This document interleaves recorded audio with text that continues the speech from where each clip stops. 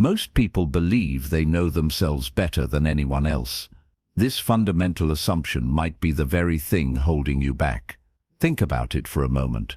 How well do you really know yourself? Your immediate instinct might be to answer confidently, "Of course I know myself.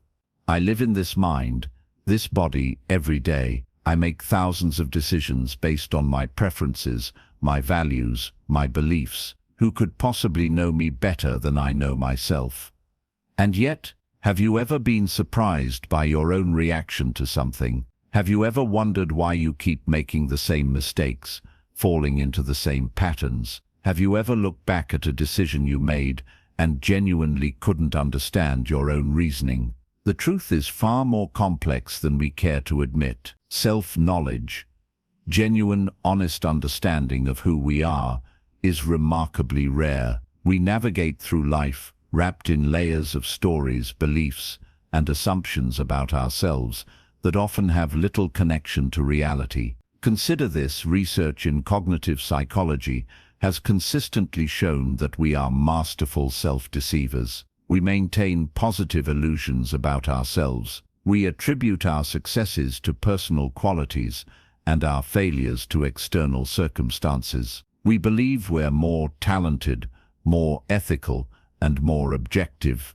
than the average person. In psychology, this is known as the better-than-average effect, a statistical impossibility when applied across the population, yet a belief most of us hold dearly. These aren't small distortions. They're fundamental to how we construct our identity. The gap between who we think we are and who we actually are can be vast, and bridging that gap is one of life's most profound challenges. I discovered this truth in my own life during what I thought was a routine performance review at work. My manager asked me to rate my collaboration skills, and without hesitation, I gave myself a 9 out of 10. I prided myself on being a team player, someone who brought people together. When my colleagues' anonymous feedback came back rating me a 4 in this area, I was stunned. How could their perception be so different from my own? My first instinct was to dismiss their assessment. They didn't understand me. They hadn't seen me at my best. They were bringing their own biases into the evaluation. But as the evidence mounted, specific examples, consistent patterns noted by different people, I had to confront an uncomfortable truth. I had a significant blind spot. The person I believed myself to be was not aligned with how I was showing up in the world. This dissonance between our self-image and reality exists within each of us. It's not a character flaw.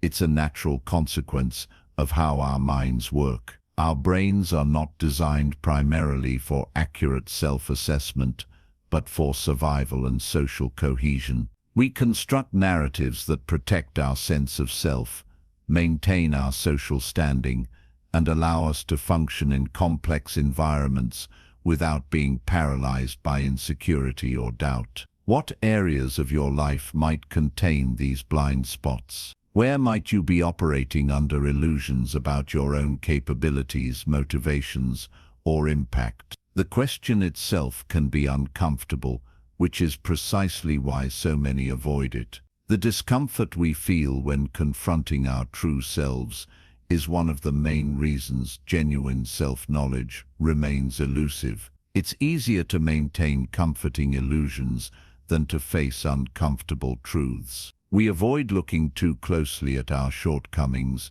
inconsistencies, and less flattering motivations. We construct elaborate justifications for behaviors that contradict our self-image. Consider how often we misattribute our own motivations. We claim to make decisions based on careful analysis when we're actually following gut feelings. We believe we're acting out of compassion when we're seeking approval. We convince ourselves we're pursuing goals for intrinsic satisfaction when we're actually chasing external validation. This isn't merely philosophical speculation.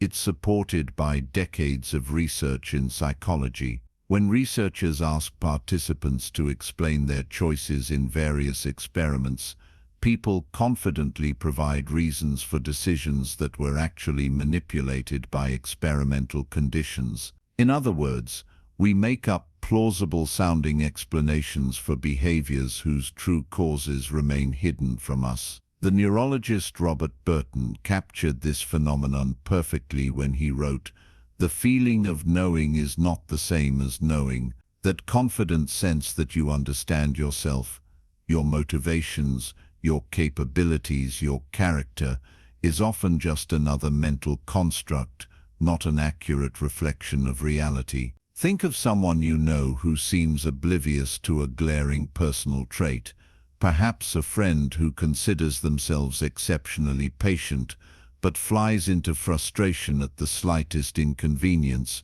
or a colleague who believes they're a great listener yet constantly interrupts others. We can easily spot these disconnects in others, yet remain blind to similar contradictions in ourselves. What makes self-knowledge so challenging is that we're trying to use the same instrument, our mind, to observe itself. It's like trying to see your own eyes without a mirror, or taste your own tongue. We need external reflections, different perspectives, and specialized tools to overcome the limitations of self-observation. This is why genuine self-discovery often begins with moments of disruption, when something forces us to question our assumptions about ourselves. These moments can be painful, even devastating, but they also represent unprecedented opportunities for growth. Maria discovered this when her marriage ended after 15 years. She had always defined herself as a selfless partner, someone who put her relationship first. When her husband finally left, citing years of feeling controlled and diminished, she was forced to confront a reality that contradicted her self-perception. What she had seen as attentiveness was experienced by her partner as micromanagement. What she considered care was felt as control. The breakdown of her marriage created a crisis of identity. If she wasn't the person she thought she was, then who was she?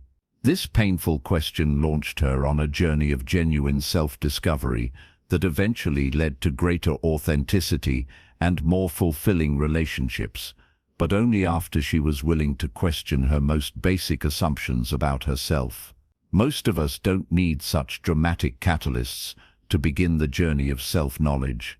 The signs that we're operating under illusions are often subtler, recurring problems in relationships, a sense of being stuck in the same patterns, achieving goals only to find they don't bring the satisfaction we expected, or feeling disconnected from our own decisions and behaviors. The psychologist Carl Jung famously said, "Until you make the unconscious conscious, it will direct your life, and you will call it fate." This insight captures the heart of why self-knowledge matters. When we operate without awareness of our true motivations, patterns, and capabilities, we become passive participants in our own lives. We make choices without understanding their actual drivers. We react to situations based on old programming rather than present reality. We pursue paths that don't align with our authentic needs and values. This unconscious living creates what psychologists call cognitive dissonance, the mental discomfort that occurs when our actions contradict our beliefs about ourselves. To reduce this discomfort, we typically change our perception rather than our behavior. We create justifications, make excuses, or selectively remember events to preserve our self-image. This protective mechanism keeps us comfortable in the short term but prevents genuine growth and self-understanding. Let me share a personal example that illustrates this mechanism in action. For years, I considered myself highly disciplined. I prided myself on meeting deadlines, following through on commitments, and maintaining high standards. Yet I repeatedly failed to establish a regular exercise routine, despite setting this goal numerous times. Rather than questioning my self-perception as a disciplined person, I created elaborate justifications. I was too busy with more important priorities.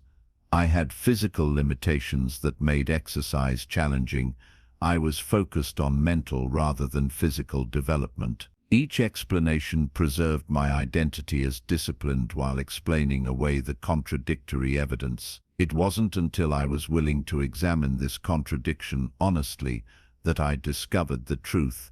My discipline was actually driven by fear of external judgment. In areas where others would see and evaluate my performance, I could maintain iron self-control. But when the only witness was myself, that motivation disappeared. This wasn't truly discipline, it was approval-seeking disguised as discipline. This realization was uncomfortable but transformative. It allowed me to develop authentic discipline based on internal commitment rather than external validation. I had to let go of an identity I cherished to discover a deeper truth about myself. This pattern, clinging to comforting self-perceptions while ignoring contradictory evidence, appears in countless areas of life. We consider ourselves generous while tracking every favor we provide to others. We think of ourselves as open-minded while surrounding ourselves exclusively with people who share our viewpoints.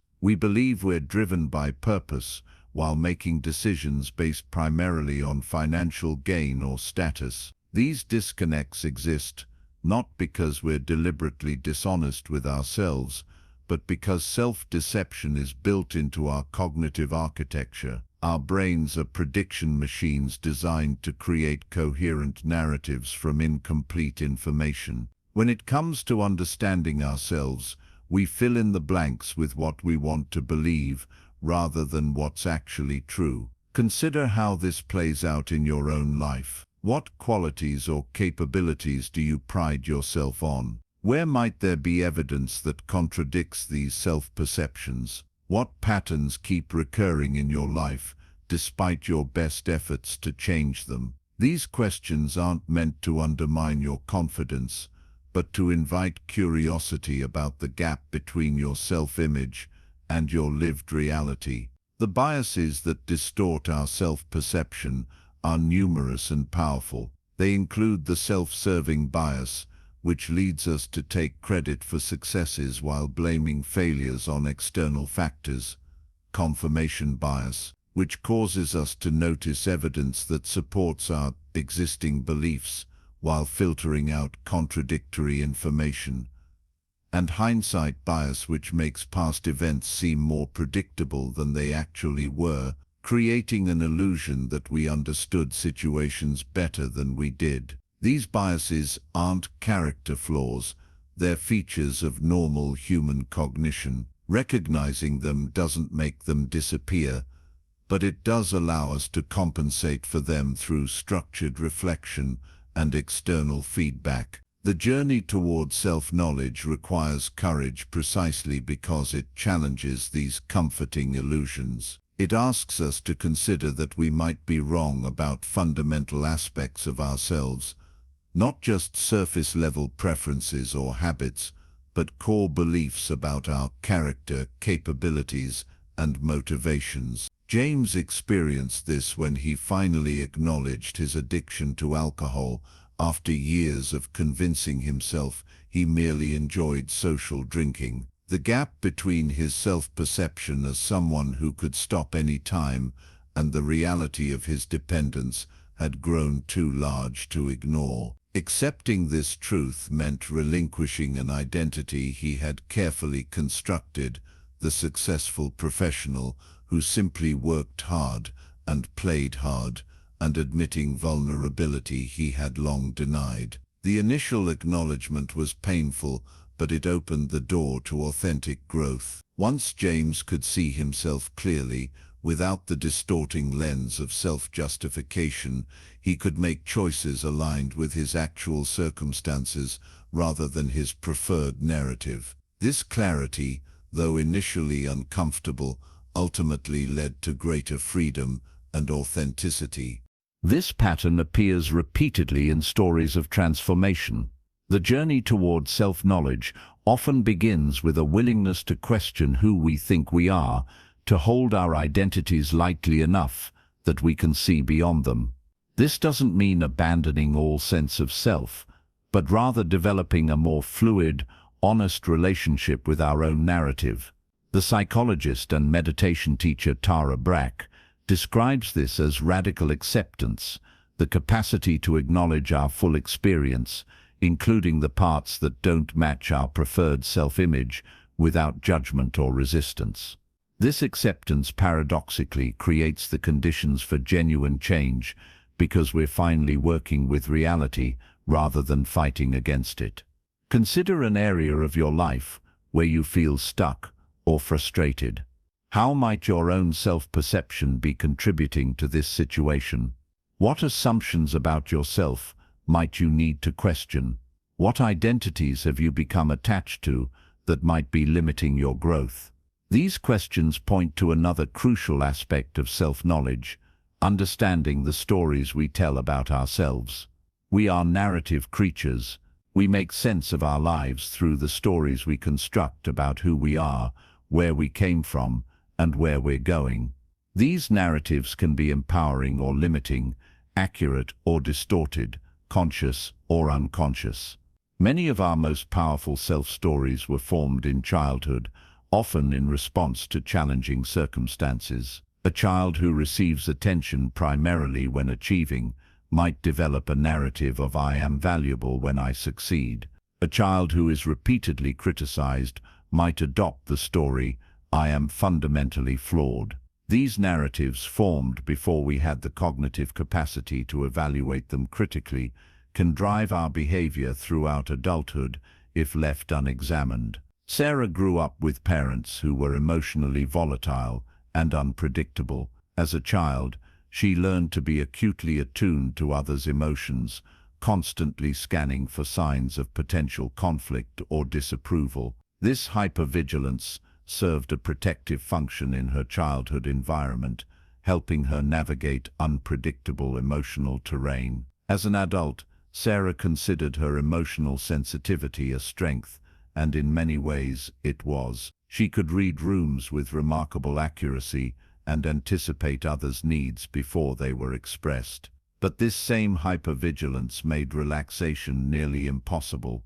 She was constantly on alert, analyzing social dynamics and adjusting her behavior to maintain harmony. It wasn't until her late 30s that Sarah recognized this pattern as an adaptive response to childhood circumstances rather than an inherent personality trait.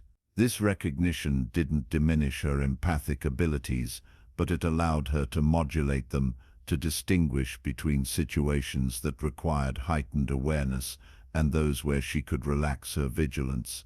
This example illustrates how qualities we consider fundamental to our character often began as adaptive responses to specific circumstances. The line between "this is who I am" and "this is what I learned to do to survive" can be surprisingly blurry. Examining these narratives requires both compassion and honesty. We need compassion to acknowledge that we developed certain patterns for valid reasons, often as children doing our best with limited resources. We need honesty to recognize when these patterns no longer serve us and may actually be limiting our growth. This brings us to another dimension of self-knowledge: understanding our defenses. We all develop psychological defenses to protect ourselves from vulnerability, rejection, failure, and other threatening experiences. These defenses, which include rationalization, projection, denial, and intellectualization, among others, help us manage anxiety in the short term, but often prevent genuine self-awareness and growth in the long term. Think about how you typically respond when feeling vulnerable or threatened. Do you become analytical and distant, processing emotions through intellect? Do you become combative, turning vulnerability into aggression? Do you withdraw, avoiding the source of discomfort? Do you seek validation from others to reassure yourself? These patterns reveal important information about your defensive structure, the architecture you've built to protect yourself from psychological threat. These defenses aren't inherently problematic. their natural responses to perceived danger.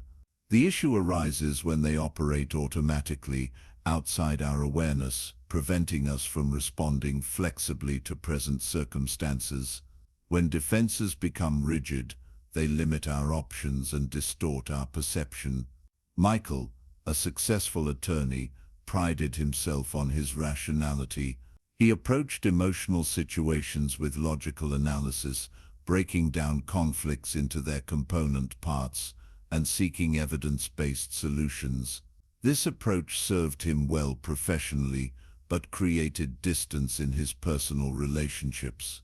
His partner frequently complained that conversations about relationship issues felt like legal depositions rather than intimate exchanges. When Michael began exploring this pattern, he realized that intellectualization, converting emotional content into abstract concepts, had been his primary defense since childhood. Growing up with an emotionally volatile parent, he had learned that emotions were dangerous and unpredictable. Rational analysis provided safety and control. Recognizing this pattern didn't mean abandoning his analytical strengths, but it allowed him to see when they were serving as genuine tools versus defensive maneuvers. He could begin to distinguish between situations that called for problem-solving and those that required emotional presence. This distinction represented a crucial step in his journey toward authentic self-knowledge. Our defenses often operate in the service of maintaining what psychologists call the ideal self, the person we believe we should be. This ideal self, constructed from parental expectations, cultural messages, and our own aspirations, can become a prison when it diverges too far from our actual experiences and capabilities.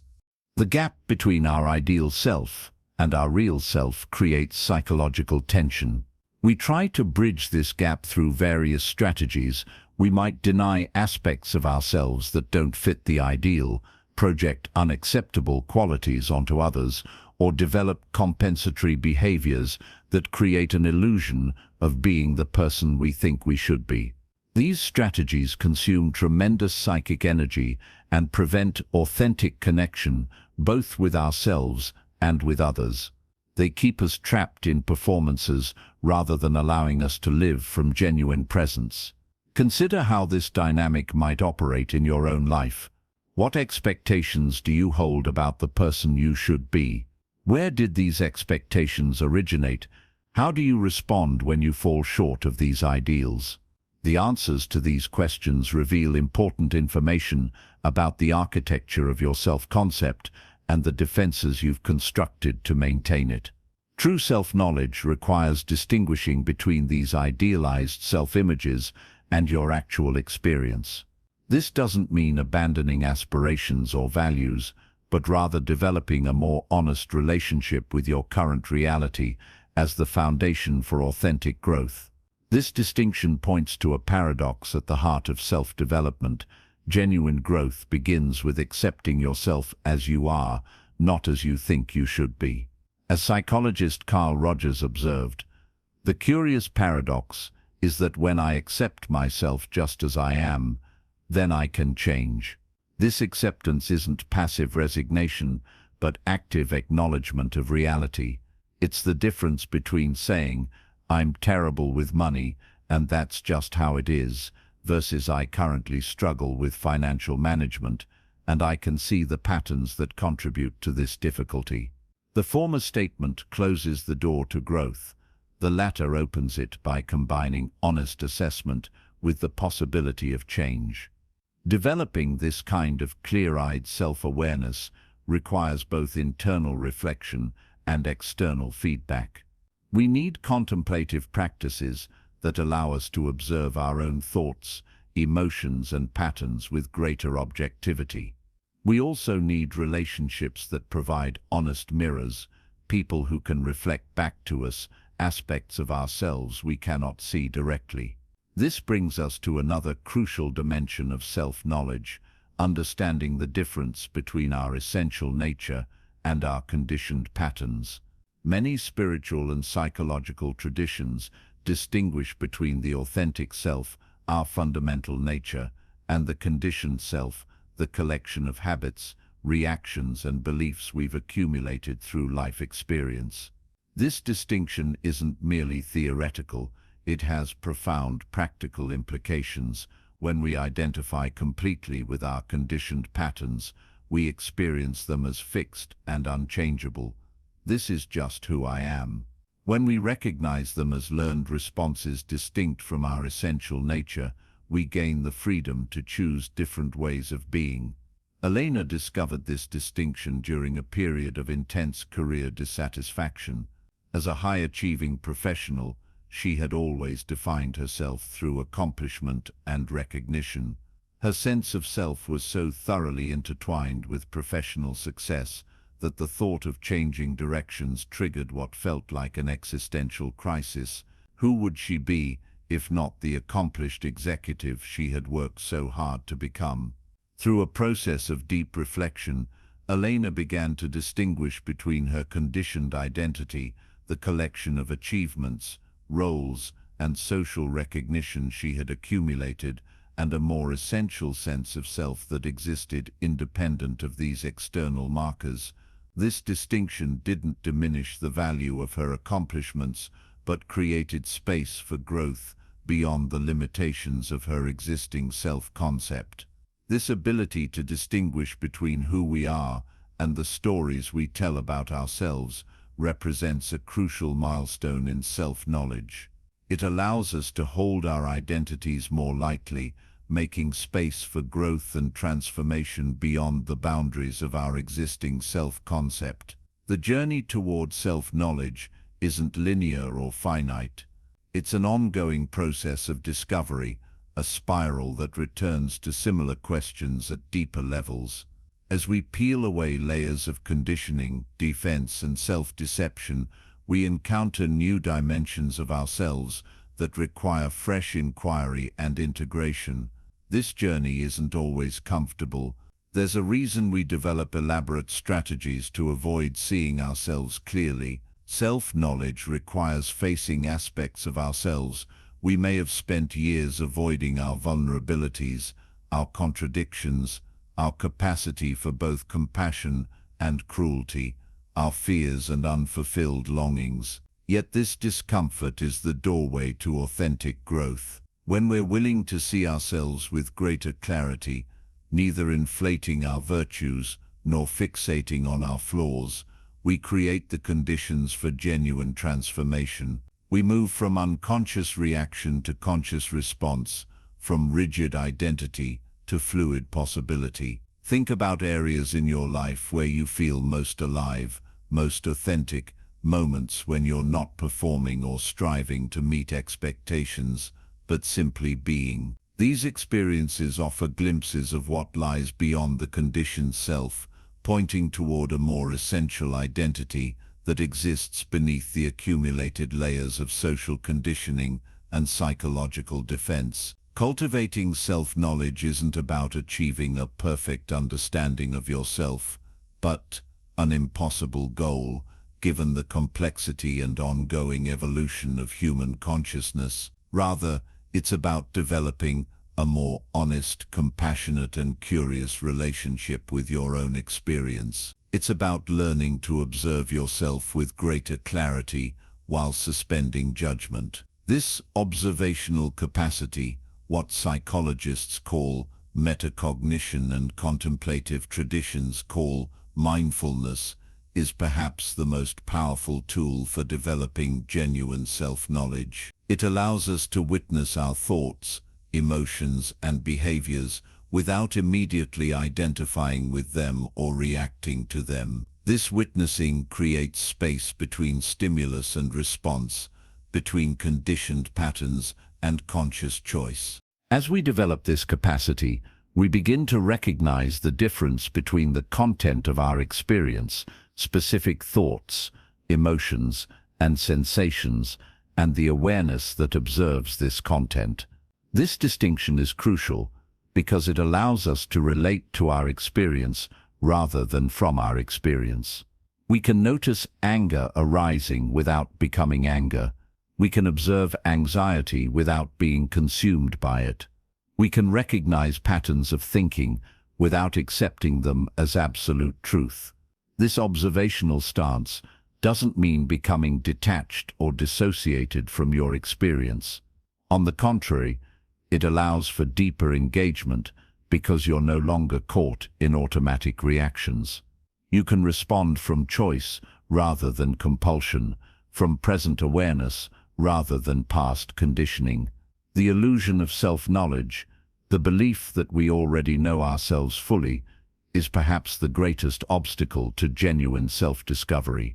This illusion keeps us trapped in familiar patterns, preventing us from exploring the vast territories of our own consciousness that lie beyond our current understanding. When we relinquish this illusion and embrace the reality of our limited self-awareness, we open the door to genuine growth. We become explorers of our own inner landscape, approaching ourselves with the same curiosity, compassion, and openness to discovery that we might bring to understanding a new culture or learning a new discipline. This exploratory approach transforms self-knowledge from a static achievement into a dynamic process, not something to complete, but a way of relating to yourself with ongoing discovery and integration. It's about developing the capacity to observe yourself with increasing clarity while maintaining an attitude of compassionate inquiry. As we conclude this exploration of the illusion of self-knowledge,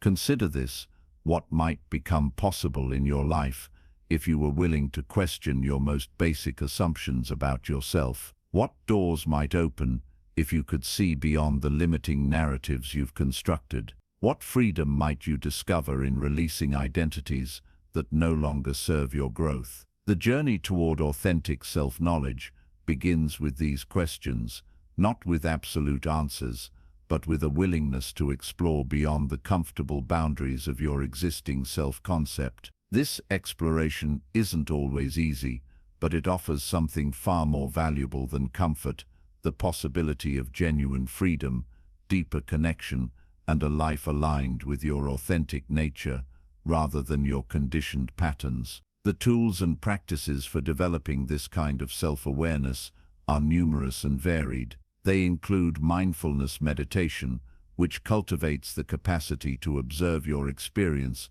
without immediate reaction; reflective journaling, which helps externalize and examine your internal processes; feedback from trusted others, which provides perspectives on aspects of yourself you cannot see directly; and contemplative inquiry, which allows you to explore the nature of your own consciousness. These approaches share a common element: they create space between immediate experience and habitual reaction. This space allows for choice, for new possibilities, for responses that aren't merely the product of past conditioning. In this space lies the potential for genuine transformation, not by forcing yourself to become someone different, but by seeing more clearly who you already are, beneath the accumulated layers of conditioning and defense. As we transition to exploring specific tools and practices for self-discovery,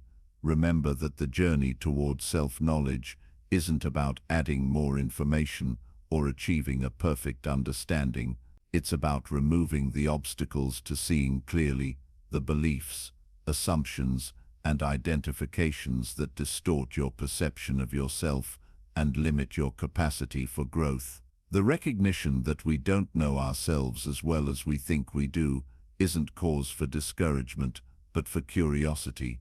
It opens the door to a journey of discovery more profound and transformative than any external adventure. In the words of philosopher Pierre Teilhard de Chardin, we are not human beings having a spiritual experience, we are spiritual beings having a human experience. True self-knowledge points toward this deeper dimension of our nature, beyond the personalities we've constructed, beyond the roles we play, beyond the stories we tell about ourselves. This recognition doesn't diminish the importance of our human experience, but places it in a larger context. It allows us to engage fully with our humanity while recognizing that we are more than our histories, more than our achievements, more than our failures, more than our social identities. This more than is what we'll continue to explore as we move deeper into the journey of self-discovery.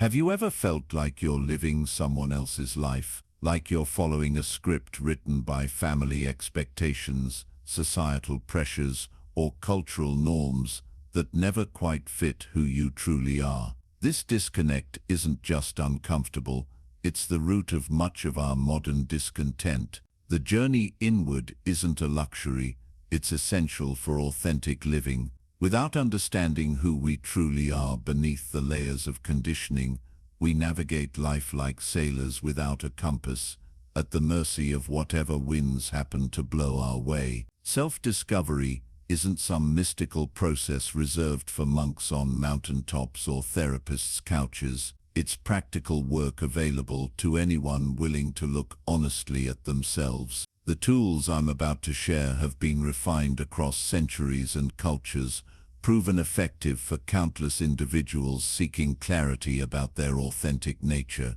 Think of these tools as different lenses through which to view yourself, each revealing something the others might miss. Used together, they create a comprehensive picture of who you are and what truly matters to you. Let's begin with mindfulness meditation, perhaps the most fundamental tool for self-discovery. At its core, mindfulness is simply the practice of paying attention to your present experience without judgment. When we quiet the constant chatter of our minds, we create space to notice thoughts, emotions, and physical sensations that usually get drowned out by noise. Start with just 5 minutes daily. Sit comfortably, close your eyes, and focus on your breathing. When your mind wanders, and it will gently bring your attention back to your breath. What you'll discover is surprising. You are not your thoughts. You're the awareness watching those thoughts arise and pass away. This simple distinction changes everything. Through consistent practice, patterns emerge. You'll notice how certain thoughts trigger specific emotions, how your body responds to stress, and how much of your mental activity consists of recycled stories rather than fresh perception. This awareness is the foundation for all other self-discovery work. Journaling amplifies these insights. The act of writing externalizes our internal dialogue, letting us see our thoughts more objectively. Unlike thinking, which tends to loop in circles, writing creates forward movement. It leaves tracks we can follow back to understanding. Try this. For 7 consecutive days, write 3 pages each morning without censoring yourself. Don't worry about grammar, logic, or even making sense. Just let whatever's in your mind flow onto the page. What emerges often surprises even the writer: recurring themes, unexpected emotions, and connections previously hidden from conscious awareness. Another powerful journaling technique involves dialogue with different aspects of yourself. Feeling conflicted about a decision, write out a conversation between the part that wants to move forward and the part that wants to hold back. This technique reveals internal conflicts that might otherwise remain unconscious, driving behavior in ways we don't understand. Values clarification work takes self-discovery deeper.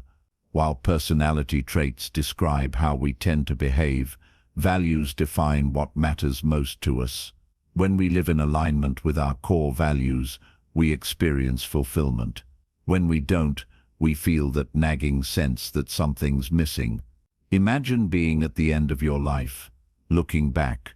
What would make you feel your life was well lived? What qualities and experiences would you want to have embodied?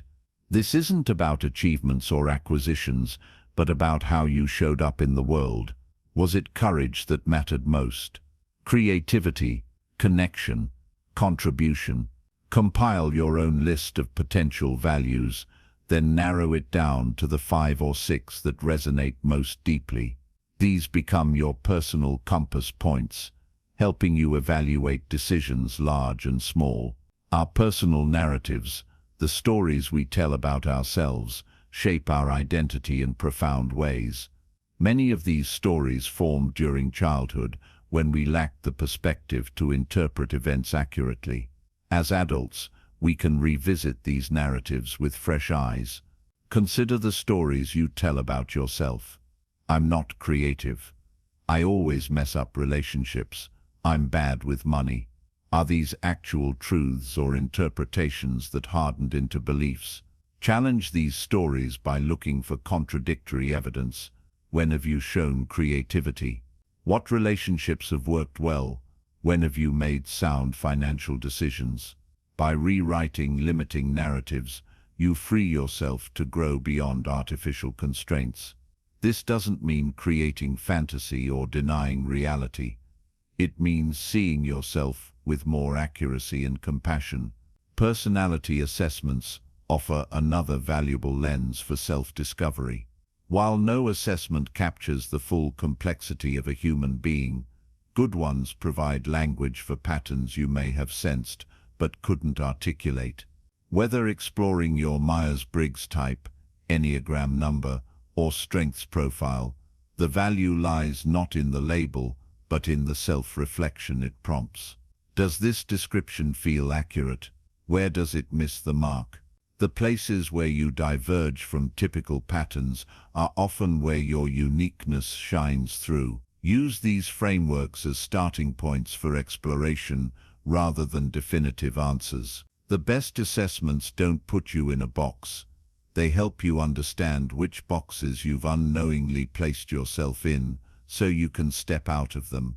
Body-based practices recognize that self-discovery isn't exclusively mental. Our bodies hold wisdom that our analytical minds often miss. Emotions manifest physically before we consciously recognize them. Trauma and significant experiences leave imprints in our physical systems. Practices like yoga, tai chi, and somatic experiencing help us access this embodied knowledge. As you move through postures or pay attention to physical sensations, you might notice tension patterns that correspond to emotional states or limiting beliefs. Try this. Next time you feel a strong emotion, pause and scan your body. Where exactly do you feel it? What qualities does the sensation have? Is it tight or loose, hot or cold, moving or static? This practice builds your capacity to recognize emotions as they arise, rather than after they've triggered habitual reactions. Creative expression bypasses our analytical defenses, revealing aspects of ourselves we might not access through more direct methods. You don't need artistic talent to benefit. The value lies in the process, not the product. Draw your current life circumstances. Use colors that reflect your emotional landscape. Don't worry about making it good. Focus on making it honest. What shapes dominate? What parts of the page remain empty? The resulting image often reveals patterns and priorities your conscious mind hadn't recognized. Music offers another path to self-knowledge. Create a playlist that represents different chapters of your life. What songs defined your teenage years, your 20s, major transitions? As you listen, notice what emotions arise. The soundtrack of our lives often captures emotional truths we haven't verbalized. Relationship patterns provide crucial information about ourselves. We often unconsciously seek relationships that confirm our existing beliefs about ourselves and others, even when those beliefs are painful. Make a list of significant relationships in your life. Look for common themes. Do you repeatedly choose partners who need rescuing? Friends who dominate conversations, mentors who are never satisfied? These patterns reveal your unconscious expectations and beliefs. Understanding your attachment style, how you formed bonds with caregivers in early life, and how that affects your adult relationships, can be particularly illuminating. Do you anxiously seek reassurance? Keep others at a safe distance. Each style reflects early strategies for getting needs met that may no longer serve you. Shadow work involves exploring the aspects of ourselves we've disowned or repressed. The qualities we most strongly judge in others often represent disowned parts of ourselves, parts too threatening to acknowledge directly. Consider the behaviors or characteristics that trigger strong judgments in you. Does someone's arrogance infuriate you? Their neediness make you uncomfortable? Their perfectionism exhaust you? These triggers often point to qualities we've rejected in ourselves. Integration comes not from acting on these disowned traits, but from acknowledging them compassionately. When we recognize our full humanity, including parts we'd rather not see, we gain freedom from unconscious projection and reaction. Archetypes offer another framework for understanding ourselves. These universal patterns appear across cultures in myths, fairy tales, and modern stories. We each embody multiple archetypes: the caregiver, the warrior, the creator, the sage, at different times and in different contexts. Which archetypal energies do you naturally express?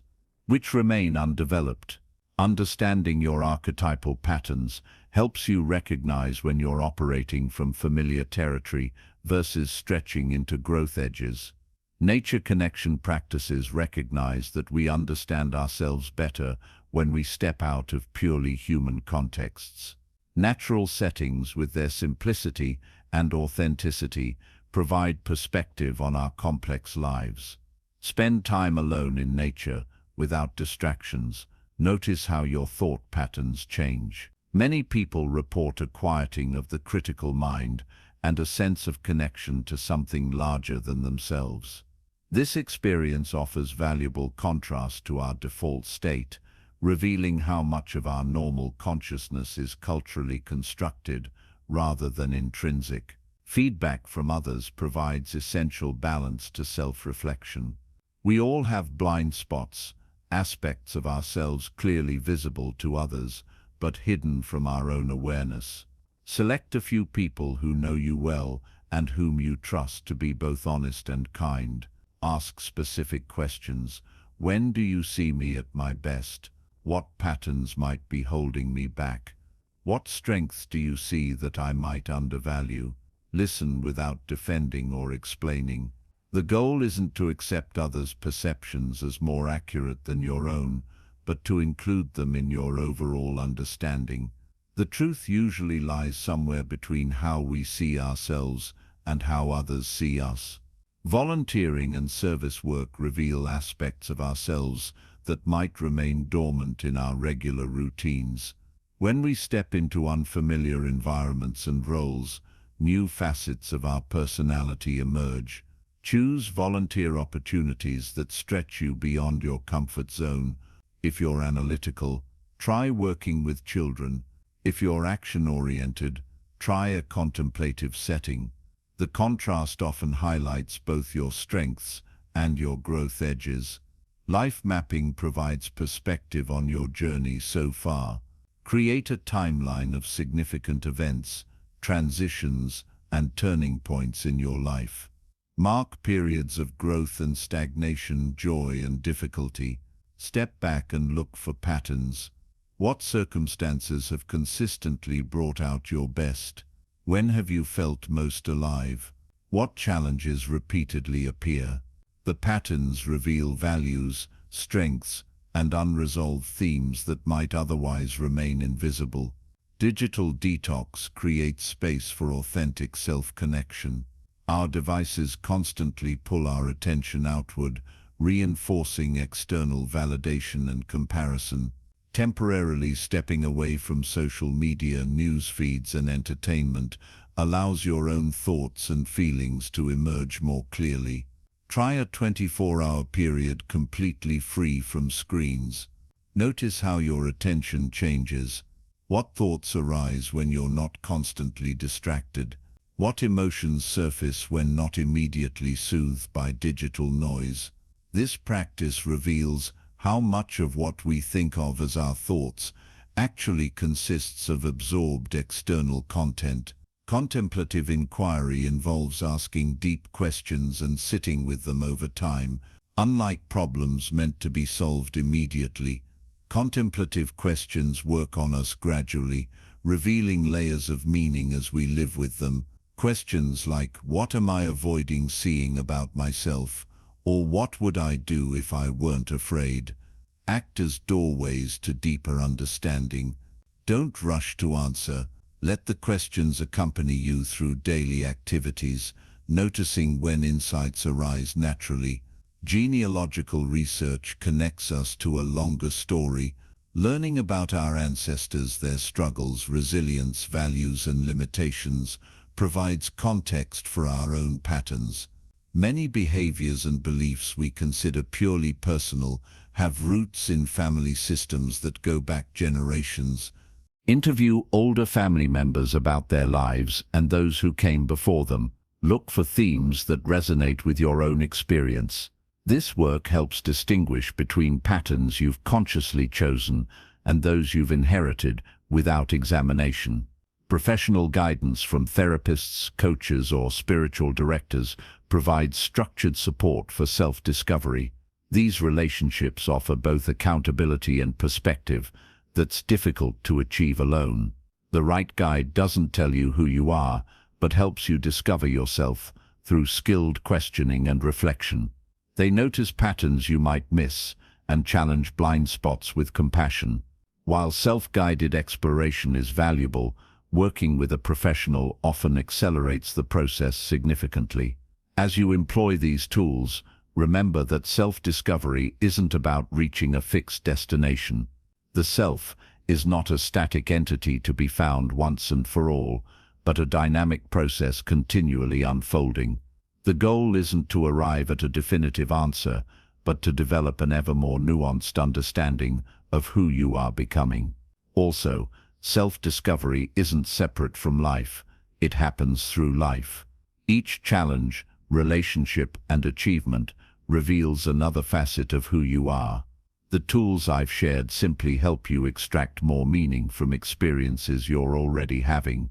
Most importantly, approach this work with compassion. You'll encounter aspects of yourself you don't particularly like, parts that seem immature, selfish, or fearful. These discoveries aren't failures of the process but essential parts of it. True self-knowledge includes both light and shadow, strengths and limitations. The ultimate purpose of self-discovery isn't self-absorption but quite the opposite. When we understand ourselves more clearly, we can engage with others more authentically. We become less reactive, more intentional, and more capable of meaningful contribution. In our next section, we'll explore how to translate self-knowledge into aligned action, how to create a life that genuinely reflects who you are at your core. Because discovering yourself is just the beginning. The real adventure comes in living from that discovery, expressing your authentic nature through choices large and small.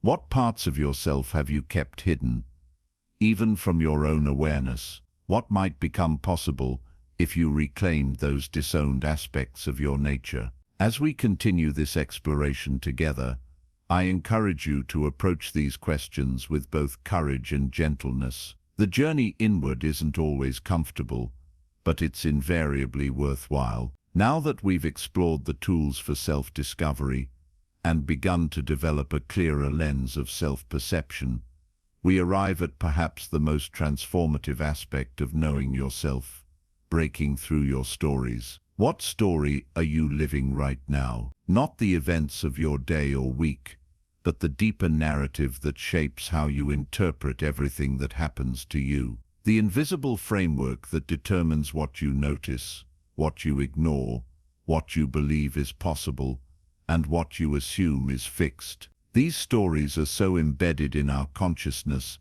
that we rarely recognize them as stories at all. They feel like reality itself. This is just how things are, we tell ourselves. This is just who I am. Yet these narratives are neither objective reality nor immutable truth.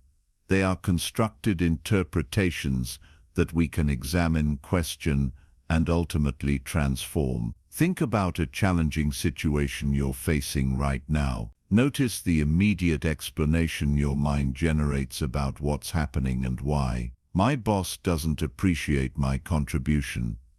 I always struggle with relationships. People like me don't succeed in environments like this. These aren't merely observations. They're interpretations filtered through stories you've been telling yourself, perhaps for decades. The power of these narratives can't be overstated. They function as self-fulfilling prophecies, creating the very conditions they describe. When you believe I'm not creative, you avoid creative challenges. When you tell yourself I'm bad with money, you make financial decisions that confirm this belief. When your story is people always let me down, you unconsciously seek evidence that reinforces this expectation. Marcus discovered this when examining his persistent career dissatisfaction. Despite changing companies 3 times in 5 years, he found himself repeatedly feeling undervalued and overlooked. In each new position, his narrative was the same.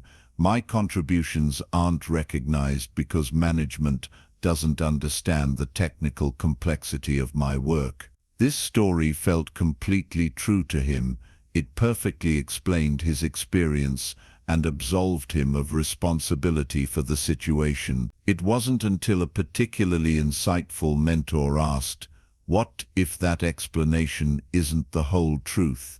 that Marcus began to examine his narrative more carefully. Through reflection and feedback, he discovered that while his technical skills were indeed exceptional, he had been communicating their value ineffectively. His story about management not understanding had prevented him from recognizing his own role in the situation. It had also kept him from developing the communication skills that would allow others to appreciate the value he was creating. When Marcus revised his narrative from "they don't understand me" to "I haven't found effective ways to communicate my contribution," everything changed. This new story immediately suggested different actions he could take, different skills he could develop, and different outcomes he could create. This pattern, mistaking our interpretations for objective reality, shows up in countless aspects of our lives. We develop explanatory narratives early in life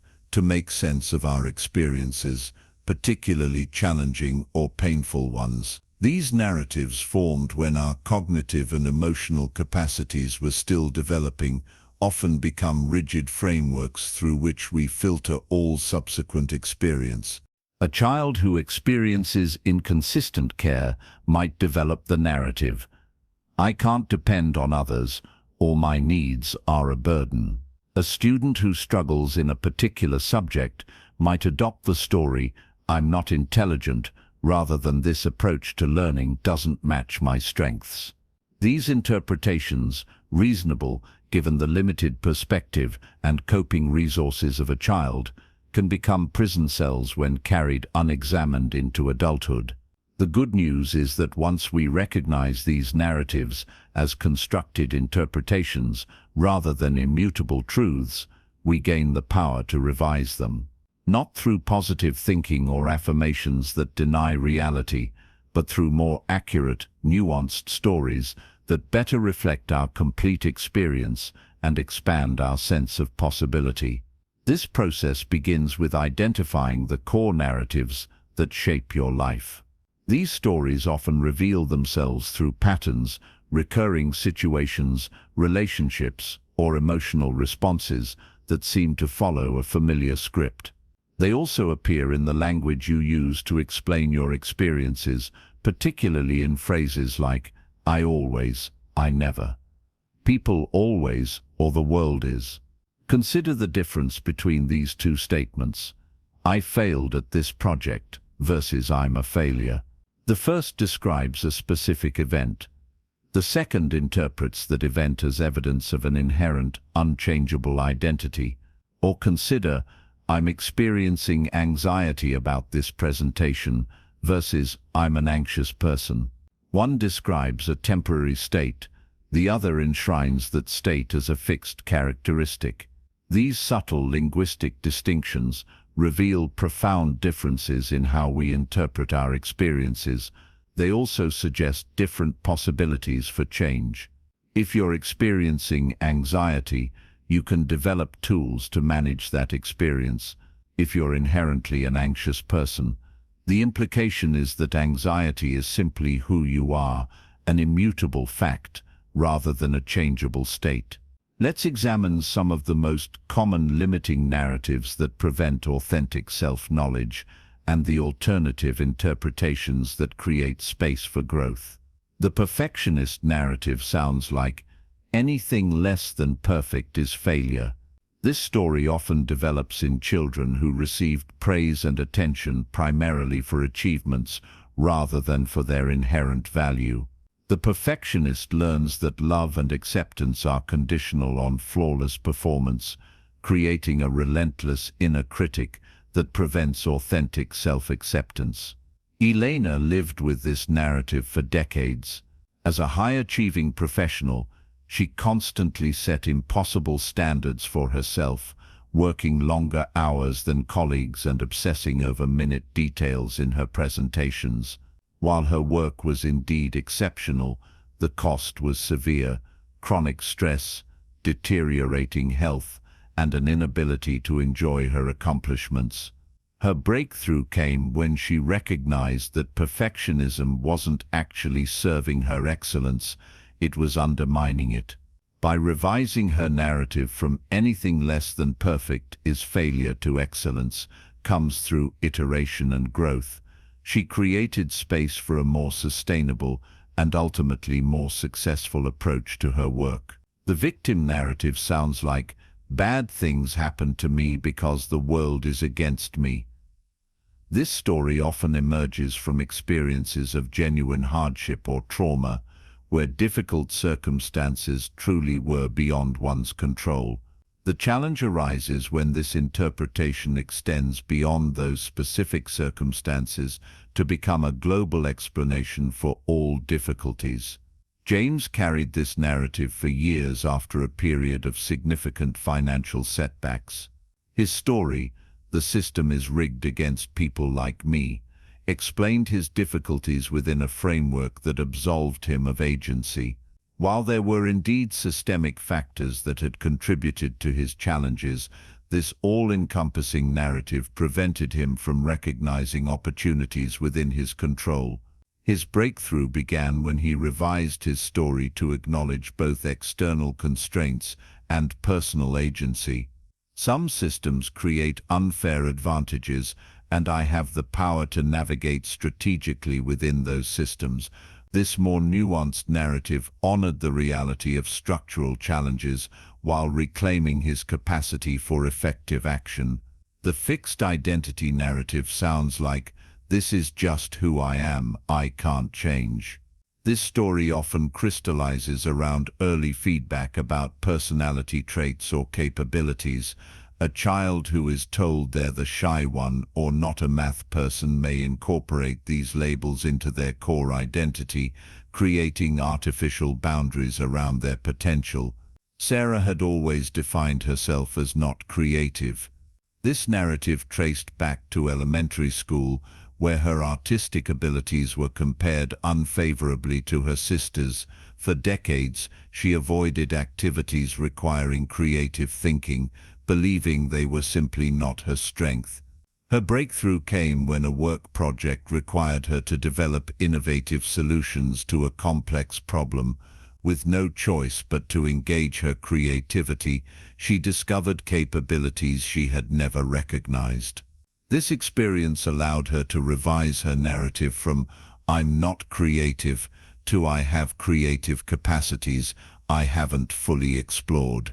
This new story immediately expanded her sense of possibility and opened doors to aspects of herself she had long denied. The scarcity narrative sounds like, "There's never enough time/money/love/opportunity." This story often develops in response to early experiences of deprivation or insecurity.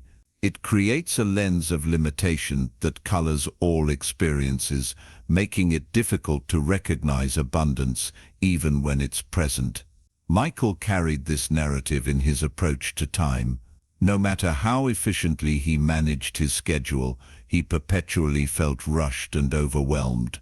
His story, "There's never enough time," created a chronic sense of scarcity that prevented him from fully engaging with any activity. His breakthrough began when he recognized that his experience of time was shaped by his narrative rather than by objective reality. By revising his story to "I choose how to allocate my finite time based on what matters most," he shifted from victim of time scarcity to steward of a precious resource. This narrative transformation didn't add hours to his day, but it fundamentally changed his relationship with time. These examples illustrate a crucial truth. Our limiting narratives aren't simply negative thoughts to be replaced with positive ones. They're coherent interpretations that made sense, given our experiences and the meaning-making tools available to us at the time. Transforming them requires more than positive thinking. It requires understanding their origins, acknowledging the legitimate needs they were trying to meet, and developing more accurate and empowering interpretations. This brings us to a crucial question. How do we identify the stories that are shaping our lives, especially when they operate largely beneath our conscious awareness? One powerful approach is to examine recurring patterns in your life. Do you consistently find yourself in similar relationship dynamics, despite changing partners? Do you repeatedly encounter the same obstacles in your professional development, despite changing environments? These patterns often reveal underlying narratives that are creating consistent results, regardless of external circumstances. Another approach is to notice your emotional triggers, situations that provoke disproportionate reactions. When a comment from a colleague sends you into a spiral of self-doubt, or criticism about a minor mistake feels like an assault on your fundamental worth, you're likely encountering a narrative that extends far beyond the current situation. Journal writing provides another window into your underlying stories. Pay attention to the language you use to describe challenges. Notice blanket statements, absolutes, and interpretations that present as facts. Phrases like "people always," "I never," "the world is," or "that's just how it is," often signal narrative structures rather than objective observations. Feedback from trusted others can also illuminate blind spots in your self-perception. When someone who knows you well points out a pattern you haven't recognized, or offers an interpretation of events that differs markedly from your own, they may be helping you see beyond the limitations of your narrative framework. Once you've identified a limiting narrative, the next step is understanding its origins and purpose. These stories didn't develop randomly, they emerged as ways of making sense of your experiences and protecting yourself from perceived threats. Understanding the legitimate need a narrative was trying to meet allows you to honor its protective function while recognizing its current limitations. Consider Maya, who grew up with a volatile parent whose mood could shift unpredictably. Maya developed hypervigilance, constantly monitoring others' emotional states and adjusting her behavior to prevent potential conflict. This adaptive strategy helped her navigate an unpredictable environment as a child. As an adult, this same vigilance manifested as a narrative of "I'm responsible for others' emotions," leading to exhausting efforts to manage the feelings of everyone around her. Her breakthrough began not by dismissing this narrative as simply wrong, but by recognizing its origins as a childhood survival strategy. She could acknowledge, "This hypervigilance kept me safe in an environment where emotional explosions were dangerous. As an adult in healthier relationships, I no longer need this level of vigilance." This compassionate understanding allowed her to revise her narrative without invalidating her experience. Her new story, "I can be attuned to others' emotions without taking responsibility for them," honored her empathic capacity while establishing healthier boundaries. This process of narrative transformation involves several key elements. First, identifying the current story you're telling yourself about a situation or aspect of your identity, not judging this narrative as good or bad, but simply recognizing it as one possible interpretation. Second, understanding the origins of this narrative. When did you first adopt this interpretation? What function has it served in your life? What legitimate needs or fears was it addressing? Third, examining the evidence that both supports and contradicts this interpretation. Our limiting narratives persist partly because they're selectively accurate. They explain some aspects of our experience while filtering out contradictory evidence. Fourth, developing a more nuanced, accurate interpretation that acknowledges both the partial truth in your original narrative and the aspects of reality it was filtering out. This isn't about replacing negative thoughts with positive ones, but about developing more complete and flexible interpretations. Finally, practicing this new narrative through both reflection and action. New stories take root when we both articulate them internally and embody them through changed behavior. Let's see how this process might work with a common limiting narrative, "I'm not good enough." This story often develops in response to early experiences of criticism, comparison, or conditional approval. It creates a lens through which all achievements appear inadequate and all setbacks confirm a fundamental deficiency. The first step is simply recognizing this as a narrative rather than an objective truth. This creates crucial distance between you and the interpretation, allowing you to ask, is this the most accurate way to understand my experience? The second step involves understanding its origins. Perhaps this narrative emerged when a parent or teacher had unrealistically high expectations, or maybe it developed in a highly competitive environment where your worth seemed tied to outperforming others. Understanding these origins doesn't make the narrative true, but it helps explain why this particular interpretation made sense given your experience. The third step examines evidence. The not good enough narrative persists, partly because it directs your attention selectively toward evidence of inadequacy while filtering out contradictory information. A balanced examination would include both challenges you've faced and obstacles you've overcome, both criticisms you've received and contributions you've made. The fourth step develops a more nuanced interpretation. Rather than, "I'm not good enough," a global identity statement, you might consider, "I have strengths in certain areas and growth opportunities in others. My worth isn't determined by perfect performance in all domains." The final step involves practicing this new narrative through reflection and action. This might include regularly acknowledging your contributions, setting realistic standards based on your priorities rather than external expectations, and taking calculated risks that the not good enough narrative would have prevented. This process isn't about denying reality or adopting blindly positive thinking. It's about recognizing that our interpretations of reality are just that, interpretations, and developing more accurate and empowering frameworks for understanding our experiences. The psychologist Carl Rogers captured this beautifully when he wrote, "The curious paradox is that when I accept myself just as I am, then I can change." This insight points to an important truth about narrative transformation.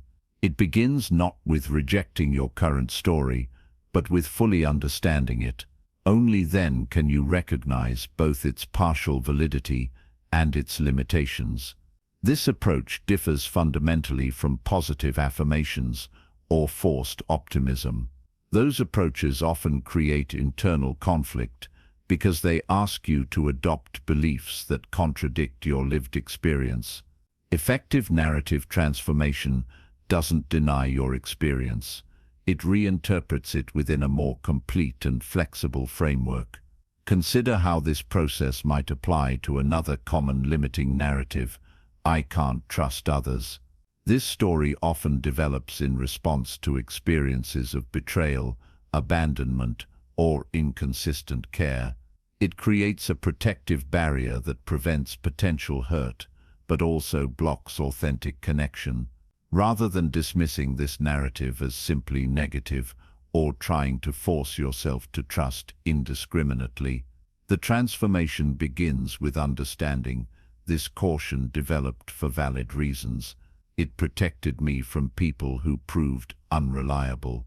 This acknowledgement honors your experience while creating space to examine whether this global interpretation serves you in your current circumstances. A more nuanced narrative might be: past experiences taught me to be discerning about trust. I can develop the capacity to assess trustworthiness accurately rather than assuming either universal reliability or universal danger. This interpretation maintains appropriate caution while creating possibilities for connection that the original narrative precluded. Another powerful example involves the "I'm responsible for others' happiness" narrative. This story often develops in children who take on emotional caretaking roles in their families.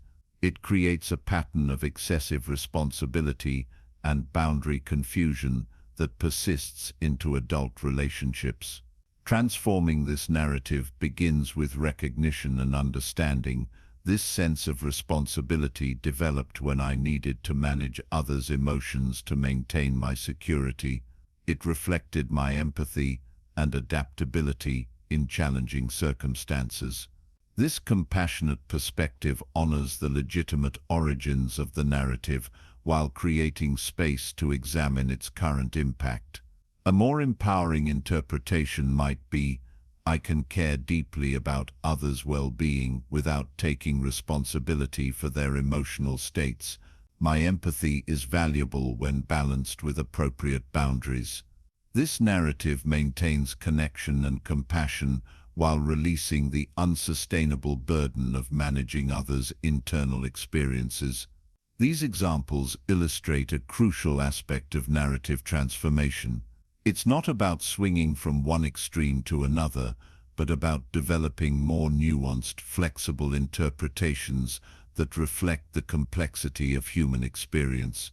The goal isn't to replace negative stories with positive ones, but to develop narratives that more accurately reflect reality and expand rather than limit your possibilities.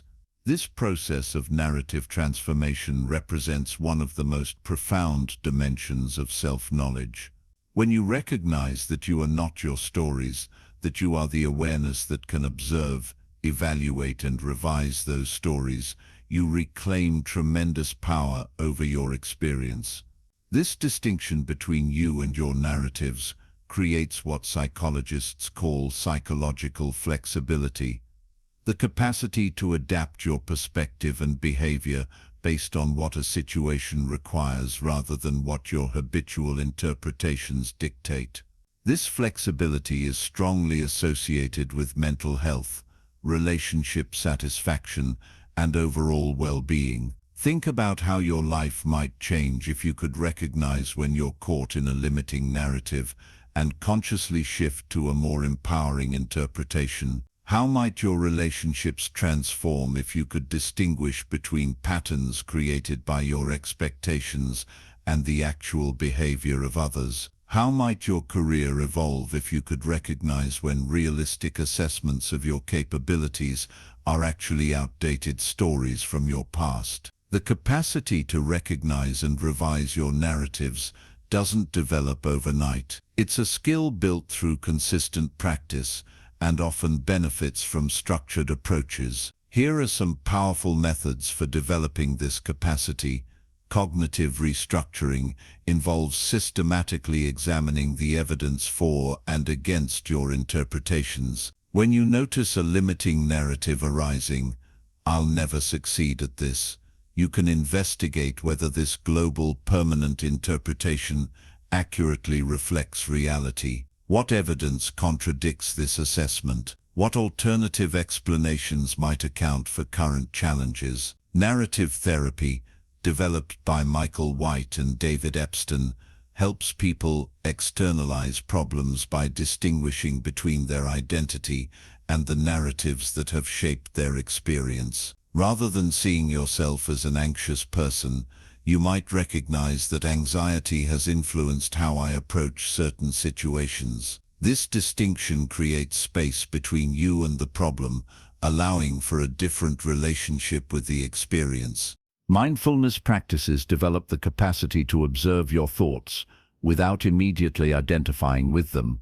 Through meditation and present moment awareness, you learn to recognize narratives as mental events rather than absolute truths. This observational stance creates crucial space between stimulus and response, between an event and your interpretation of it. Expressive writing, particularly about challenging experiences, helps externalize and examine the narratives you've constructed. Research by James Pennebaker and others has demonstrated that writing about difficult experiences in ways that create coherent narratives promotes both psychological and physical health. Perspective-taking exercises invite you to view situations through different interpretive lenses. When facing a challenge, you might ask, how would someone with a growth mindset interpret this situation?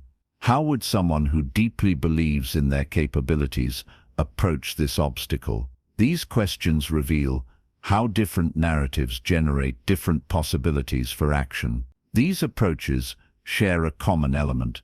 They create distance between you and your interpretations, allowing you to see your narratives as constructed rather than given, as flexible rather than fixed. This distance doesn't diminish the very real impact these stories have had on your life. Rather, it empowers you to author new interpretations that better serve your growth and well-being. The process of transforming limiting narratives illuminates another crucial aspect of self-knowledge, the distinction between your authentic self and your conditioned responses. Many spiritual and psychological traditions distinguish between who you fundamentally are and the patterns you've developed through social conditioning and life experience. Your authentic self encompasses your core values, natural inclinations, and unique perspective.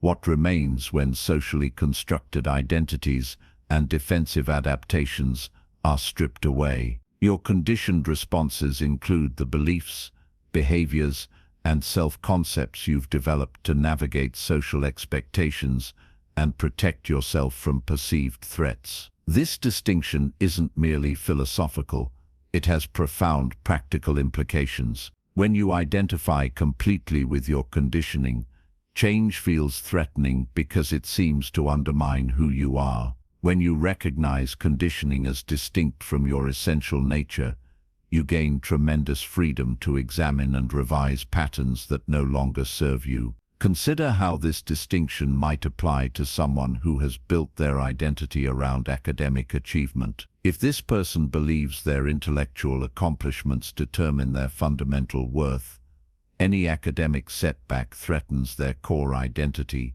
If they can distinguish between their inherent value and their conditioned belief that I am what I achieve, they create space to maintain self-worth even amid struggle. Or consider someone raised in a culture that strongly emphasizes self-sufficiency. If this person believes needing help is a character flaw rather than a universal human experience, they'll resist seeking support even when it would benefit them. Recognizing that independence above all else represents conditioned learning rather than an immutable truth creates freedom to receive support without identity threat. This distinction helps explain why simply telling yourself different stories often fails to create lasting change. When narratives are deeply intertwined with your sense of identity, with who you believe you fundamentally are, contradicting them triggers existential threat rather than liberation.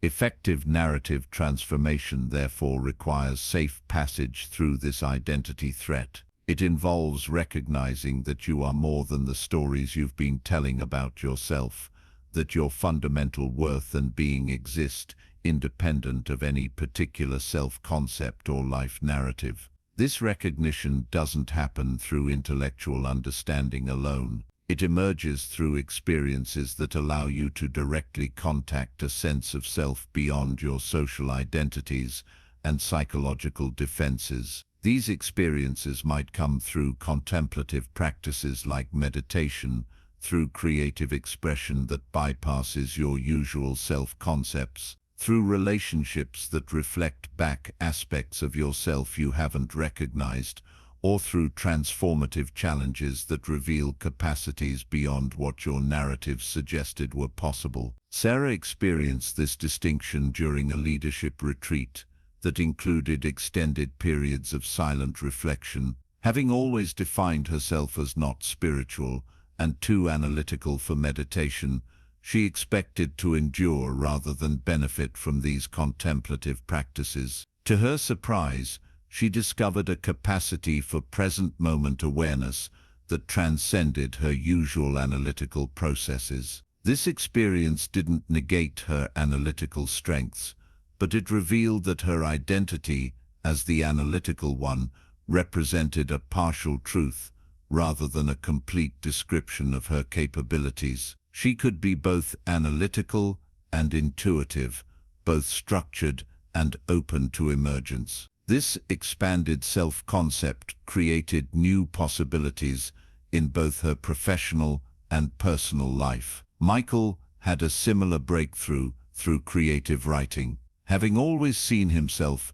as not creative, he reluctantly joined a writing group at his partner's encouragement. The structured prompts bypassed his self-criticism, allowing creative expression he hadn't known he was capable of. This experience didn't transform him into a professional writer, but it did reveal that his narrative about lacking creativity represented a limitation he had imposed rather than an immutable fact. These examples illustrate how experiences that bypass your usual self-concept can reveal capacities and qualities that your limiting narratives have obscured. They suggest another avenue for narrative transformation, creating experiences that directly contradict your limiting stories, rather than simply trying to think your way to different beliefs. This experiential approach acknowledges that our deepest narratives aren't maintained through logic alone. They persist because they're embedded in emotional memory systems that don't respond primarily to rational argument. Changing these narratives requires experiences that engage these emotional systems directly, creating new reference points that contradict limiting beliefs. If you believe I'm not capable of leadership, no amount of logical reasoning is likely to fully dislodge this belief. But successfully leading a project, even a small one, creates an emotional reference point that contradicts the narrative. Each such experience weakens the limiting story's hold and strengthens an alternative interpretation. This principle explains why acting as if can be more powerful than trying to think differently. When you behave in ways your limiting narrative says are impossible, when you take the risk your not confident story says you can't handle, or set the boundary you're responsible for others' feelings, narrative has prevented, you create evidence that contradicts the limitation. Elena discovered this when addressing her perfectionism. Rather than trying to think her way to different standards, she gave herself a concrete challenge. Submit a project when it reached 80% of her usual standard. This deliberate failure to meet her perfectionist expectations triggered initial anxiety, but ultimately revealed that good enough actually was sufficient in many contexts. This experiential learning accomplished what intellectual understanding alone could not. This approach, creating experiences that directly contradict limiting narratives, represents a powerful complement to the cognitive work of examining and revising your stories. Together, they create a comprehensive approach to narrative transformation, using cognitive tools to recognize limiting interpretations and experiential practices to establish new emotional reference points that support more empowering beliefs. As you engage in this process of narrative transformation, you may encounter what psychologists call resistance, the mind's natural tendency to protect existing beliefs, even when they limit you. This resistance isn't a character flaw or a sign that change is impossible. It's a predictable response to the threat that narrative revision poses to your established sense of self. Common forms of resistance include selective attention to evidence that confirms your existing narrative while filtering out contradictory information. When you're convinced, "I'm not creative," you notice every creative block while dismissing or discounting your creative successes. All or nothing thinking that rejects nuanced revisions in favor of absolute interpretations. If you can't completely eliminate anxiety, you conclude your efforts at change have failed, overlooking significant progress in managing your emotional responses. Identity protection through exception making. When evidence contradicts your narrative, you treat it as an anomaly rather than meaningful data. "I succeeded this time, but that was just luck," or "this relationship is going well, but it won't last." These resistance patterns aren't signs of failure, they're normal aspects of the change process that signal you're encountering core beliefs. Recognizing them with compassion rather than judgment allows you to work with resistance rather than being stopped by it. This brings us to another crucial aspect of narrative transformation, the role of compassion in facilitating change. Attempting to force new narratives through self-criticism or willpower typically strengthens resistance rather than promoting growth. Approaching yourself with curiosity and kindness creates psychological safety that allows for genuine exploration and change. This compassionate approach doesn't mean avoiding uncomfortable truths. On the contrary, it creates the conditions where you can face limitations honestly without being overwhelmed by shame or defensiveness. It acknowledges that your limiting narratives developed for understandable reasons, even as it recognizes their current costs. Consider how this might apply to someone working to transform the narrative, "I'm fundamentally unlovable." A self-critical approach might attack this belief as irrational or self-defeating, creating internal conflict that actually reinforces the underlying sense of unworthiness. A compassionate approach might acknowledge this belief developed when your need for consistent love wasn't met. It protected you from the vulnerability of expecting care that wasn't reliably available. You didn't create this interpretation out of weakness, but out of a natural need to make sense of painful experiences. This understanding creates space to consider an alternative.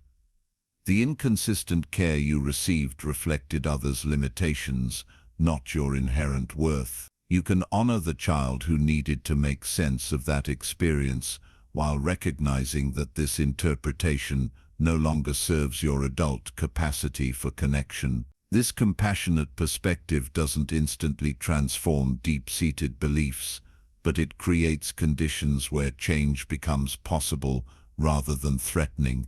It allows you to hold your narratives lightly enough to examine them without the defensive reactions that self-criticism provokes. As you engage in this process of narrative transformation, you may discover that some of your most limiting stories aren't entirely your own. They're narratives you've inherited from family systems, cultural messages, or social expectations. These collective stories can be particularly powerful because they're reinforced by shared beliefs that often go unquestioned within their originating contexts. Family narratives might include beliefs like, "People like us don't pursue creative careers," or "In this family, we never discuss emotional difficulties." Cultural narratives might promote limiting beliefs about what's possible for people of your gender, ethnicity, age, or socio-economic background. Professional cultures might perpetuate stories about the right career trajectory or what success must look like. Recognizing these collective narratives as constructed rather than inevitable creates freedom to examine which aspects truly align with your values and which represent limitations you've accepted without question. This doesn't mean rejecting your cultural or family heritage, but developing a more intentional relationship with the stories you've inherited. Maria experienced this when examining her relationship with achievement. Raised in a family and culture that strongly emphasized educational accomplishment as the path to security, she had pursued academic success with single-minded focus. This path had indeed brought certain rewards, but at the cost of other aspects of life she valued. Her breakthrough began when she recognized that success equals academic achievement represented a narrative she had inherited rather than consciously chosen. This recognition didn't make the narrative wrong, but it allowed her to examine whether this singular focus aligned with her broader values and vision for her life. Her revised narrative maintained the value of intellectual development while expanding her definition of a meaningful life. Learning and growth matter deeply to me. These can occur through formal education and through many other avenues, including relationships, creative expression, and contribution to causes I value. This more inclusive interpretation honored her intellectual values while creating space for a more balanced approach to well-being. This example illustrates how narrative transformation often involves integration rather than rejection, finding ways to honor the legitimate values within inherited stories while releasing limiting aspects that don't align with your authentic needs and priorities. As we near the conclusion of our exploration of narrative transformation, it's worth addressing a common concern. Does examining and revising your stories mean nothing is true? Does it condemn you to a relativistic universe where any interpretation is as valid as any other? Not at all. Narrative flexibility doesn't mean abandoning discernment or embracing every possible interpretation as equally valid. Some stories more accurately reflect reality than others. Some interpretations create possibilities for growth and connection, while others generate limitation and suffering. The goal isn't to replace one rigid narrative with another, but to develop interpretive flexibility, the capacity to recognize multiple perspectives and choose the most useful lens for a particular situation. This flexibility allows you to hold your narratives lightly enough to revise them as you gain new information and experiences without abandoning the discernment that distinguishes helpful interpretations from harmful ones. This brings us to a final consideration: narrative transformation as an ongoing practice rather than a one-time achievement. The stories that shape your life aren't static. They evolve as you encounter new experiences, relationships, and challenges. Developing the capacity to recognize and revise your narratives represents a fundamental dimension of self-knowledge that continues to deepen throughout life. This capacity doesn't eliminate challenges or guarantee particular outcomes. What it offers is far more valuable: the freedom to respond to life from present awareness rather than conditioned patterns, from conscious choice rather than unconscious reaction. It allows you to approach difficulties with the question, "What's possible here?" rather than, "Why does this always happen to me?" As you develop this capacity, you may notice that your relationship with yourself fundamentally shifts. Rather than being caught in stories about who you are and what's possible for you, you become the author of those stories, not in a way that denies reality, but in a way that recognizes your power to interpret and respond to reality with greater flexibility and wisdom. This authorship represents one of the most profound dimensions of self-knowledge. It acknowledges both the constraints of your circumstances and your freedom to relate to those circumstances in ways that foster growth rather than limitation. It honors your past while creating space for a future not determined by that past. Think about an area of your life where you feel stuck or limited. What narrative are you currently living in that domain? How might a different interpretation create new possibilities? What evidence have you been filtering out that might support a more empowering story? What small step could you take to create an experience that contradicts your limiting narrative? These questions aren't meant to pressure you toward forced positivity or denial of real challenges. They're invitations to examine whether your current interpretations represent the most accurate and empowering framework for understanding your experience.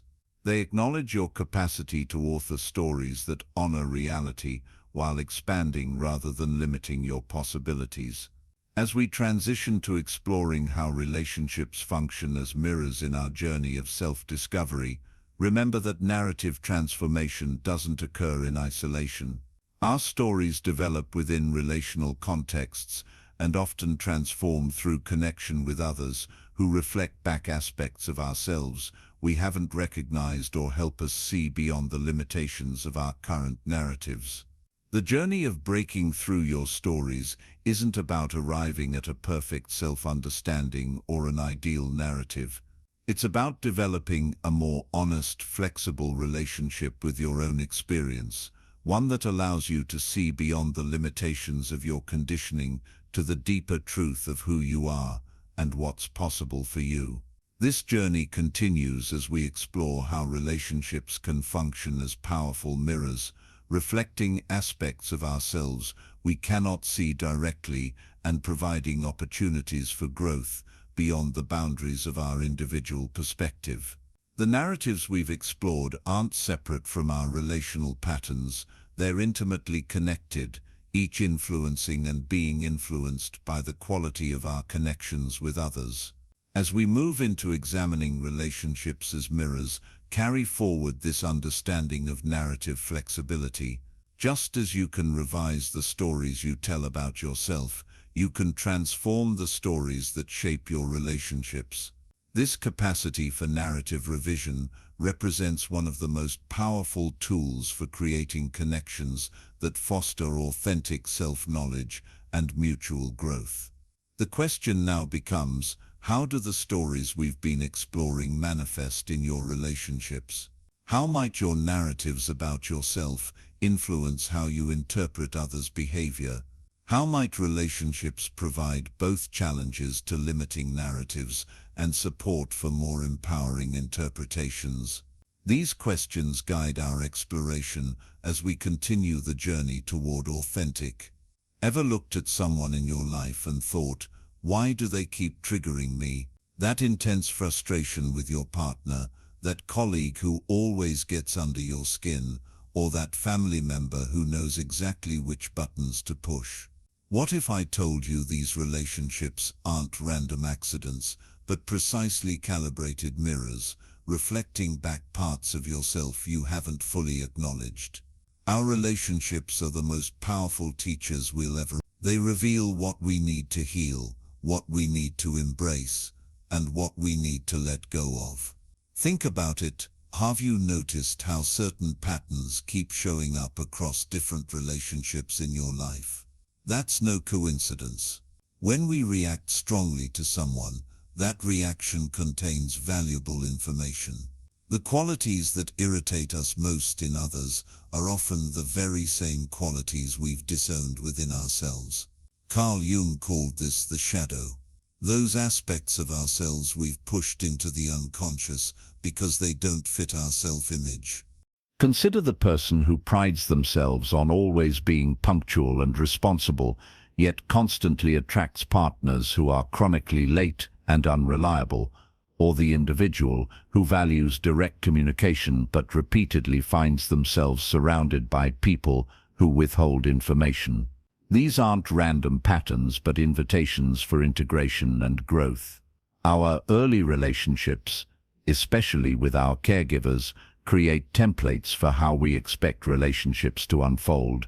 A child who learns their needs are unimportant may grow into an adult who either becomes completely self-sufficient, rejecting help from others, or perpetually seeks validation from everyone around them. Both responses stem from the same wound, the belief that their needs don't matter. What relationships in your life currently feel the most challenging? I invite you to approach them with curiosity rather than judgment. Ask yourself, what might this person be reflecting back to me?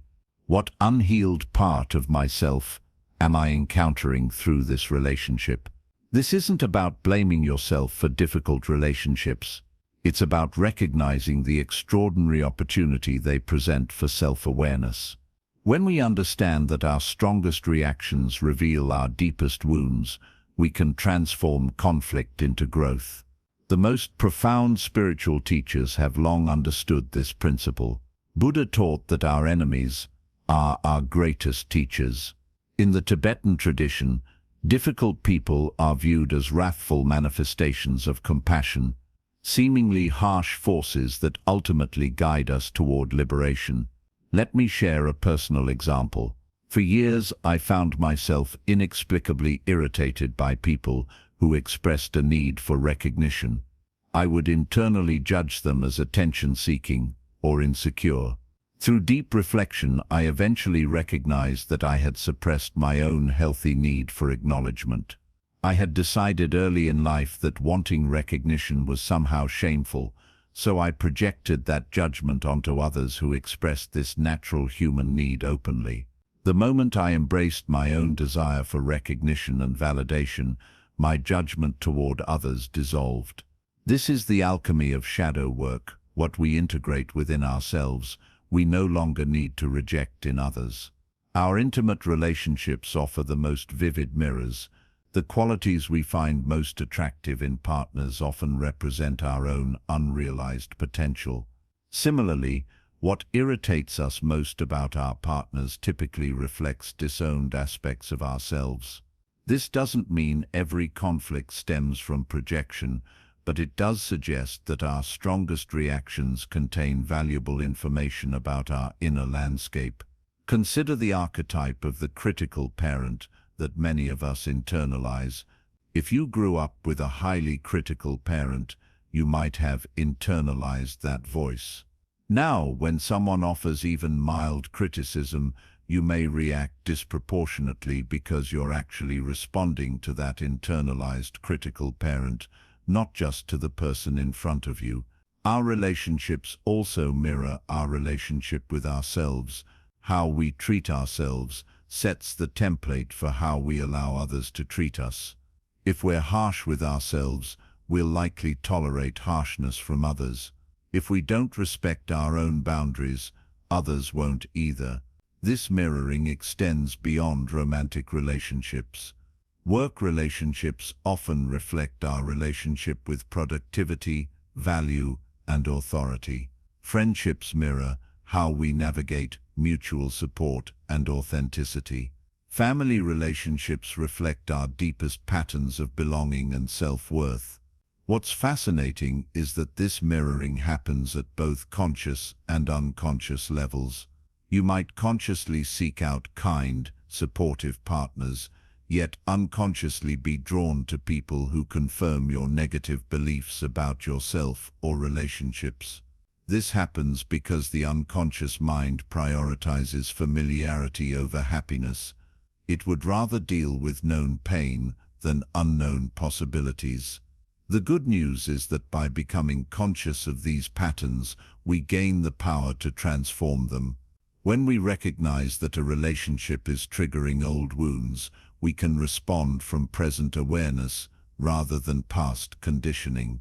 This awareness begins with mindfulness, mass noticing our reactions without immediately acting on them. When someone triggers a strong emotion, pause and ask, what does this reaction tell me about myself? What old story might be playing out here? Relationship mirrors operate through what psychologists call projective identification, a process where we unconsciously disown parts of ourselves and then unconsciously encourage others to express those qualities for us. For example, if you've disowned your anger, you might unconsciously provoke anger in others, creating a dynamic where they express the emotion you're not allowing yourself to feel. Understanding these dynamics doesn't mean accepting mistreatment or remaining in unhealthy relationships. Quite the opposite. It empowers us to create healthier boundaries and make conscious choices about our relationships. Sometimes the wisest response to a relationship mirror is to acknowledge its lesson and then move on. Transformational relationships often occur in stages. First, we're unconsciously drawn to people who mirror our wounds. Next, we become conscious of the pattern but still feel compelled to engage in it. Finally, we learn to respond differently, breaking the cycle and creating new possibilities. Consider the concept of the sacred wound found in many spiritual traditions. Our deepest hurts often become the source of our greatest gifts. The child who felt unseen might develop extraordinary perception and empathy.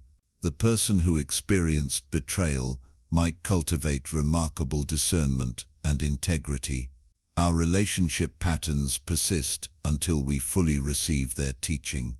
If you find yourself repeatedly attracting partners who abandon you, the lesson might be about developing self-sufficiency or healing your belief that you're unworthy of lasting love.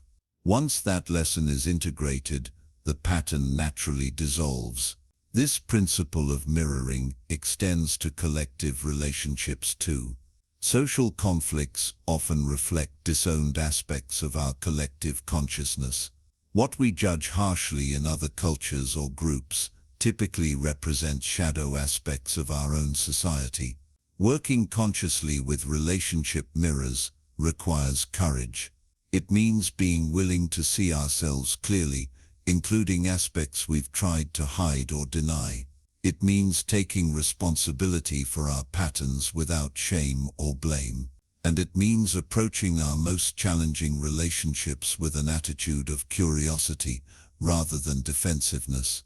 Practical tools for working with relationship mirrors include journaling about your strongest reactions, meditation to develop self-awareness, and parts work, dialoguing with different aspects of yourself that emerge in relationships. Having a trusted friend, therapist, or coach can also provide invaluable perspective on patterns you might not see clearly. Remember that integration doesn't mean elimination. The goal isn't to eradicate parts of yourself, but to bring them into conscious relationship with your whole being. The anger you've disowned doesn't need to disappear. It needs to be channeled constructively. The vulnerability you've denied doesn't need to overtake you. It needs to be acknowledged and honored. When we resist what our relationships are showing us, we create suffering. When we embrace their reflections with compassion, we create possibility. This doesn't happen overnight. Integration is a lifelong process, not a one-time event. What if you viewed every difficult interaction as feedback rather than failure? What if you approached relationship challenges with the question, "What can I learn here?" rather than, "Why is this happening to me?" This shift in perspective transforms relationships from battlegrounds into sacred classrooms. Consider creating a relationship inventory. Identify the most significant relationships in your life and ask, what qualities do I admire in this person? What qualities trigger me? How might these reflect aspects of myself? Either qualities I've embraced or qualities I've disowned. The principle of mirroring doesn't apply only to difficult relationships. Our most nourishing connections also reflect important truths about ourselves. The friend whose kindness moves you is mirroring your own capacity for compassion. The mentor whose wisdom inspires you reflects your own potential for insight. As we become more conscious of relationship patterns, we gain the ability to choose differently. We might still feel the pull of old dynamics, but we no longer have to surrender to them. This is true freedom meant. Not freedom from triggering relationships, but freedom to respond consciously within them. The ultimate goal isn't to reach a state where no one ever triggers you, That would actually limit your growth. Instead, the goal is to welcome triggers as invitations to greater awareness and integration. When someone pushes your buttons, those buttons exist within you, not them. Each relationship in your life has something to teach you. The parent who couldn't meet your childhood needs is showing you where you need to parent yourself. The partner who seems unable to understand your perspective is revealing where you need to develop greater self-understanding. The friend who betrayed your trust is highlighting where you need to strengthen your relationship with yourself. This perspective doesn't excuse harmful behavior. Someone can absolutely be treating you poorly and be showing you something important about yourself. Both can be true simultaneously. The mirror principle is about extracting wisdom from difficult situations, not accepting mistreatment. Healthy relationships still involve mirrors, but they reflect in both directions with awareness and compassion. In conscious relationships, both people understand that triggers provide opportunities for healing and growth. They create safe space for each other's integration journey rather than using each other's vulnerabilities as weapons. The most powerful relationships in our lives often involve what therapists call reparative experiences, healing interactions that directly address old wounds. For example, someone who never felt heard as a child might find profound healing in a relationship with someone who listens deeply and validates their experience. As we heal our relationship with ourselves, our external relationships naturally transform. We attract different people, or we relate differently to the people already in our lives. This isn't magical thinking, but a natural consequence of changing the energy we bring to our interactions. The concept of mirroring extends to our relationship with the divine or the universe itself. Many spiritual traditions teach that our perception of higher power reflects our relationship with ourselves and others. If we see God as punishing, that often reflects punitive aspects of our own psychology or experiences with authority figures. What's remarkable about relationship mirrors is that they operate whether we're conscious of them or not. The question isn't whether your relationships are reflecting you, but whether you're aware of what they're showing you. Consciousness is the difference between being controlled by patterns and having the freedom to transform them. In practical terms, working with relationship mirrors means developing what psychologists call reflective functioning, the ability to see your own mind at work. It means noticing your reactions, questioning your assumptions, and being willing to consider how your past experiences might be coloring your present perceptions. This isn't about blaming yourself for relationship difficulties or abstracting genuine interpersonal problems into purely psychological phenomena. It's about recognizing your own role in relational patterns without denying the reality of others' behavior. As we develop greater awareness of relationship mirrors, we become more intentional about the energies we invite into our lives. We make choices based on growth rather than familiarity. We seek connections that reflect our highest potential rather than our deepest wounds. This transformation begins with a simple but profound shift, viewing relationships as teachers rather than sources of validation or security. When we approach relationships with the primary question, "What can I learn?" rather than "What can I get?" everything changes. Ultimately, our relationships reflect the relationship we have with life itself. Do we approach life with trust or suspicion? Do we expect abundance or scarcity? Do we anticipate connection or rejection? Our fundamental orientation toward existence manifests in all our interactions. The journey of conscious relationship isn't about reaching a destination where all connections are perfectly harmonious. It's about developing the capacity to learn from every interaction, to grow through both connection and disconnection, to find meaning in both joy and pain. When we truly understand that relationships are mirrors, we approach them with both greater humility and greater power. Humility because we recognize that our perceptions are shaped by our own psychology.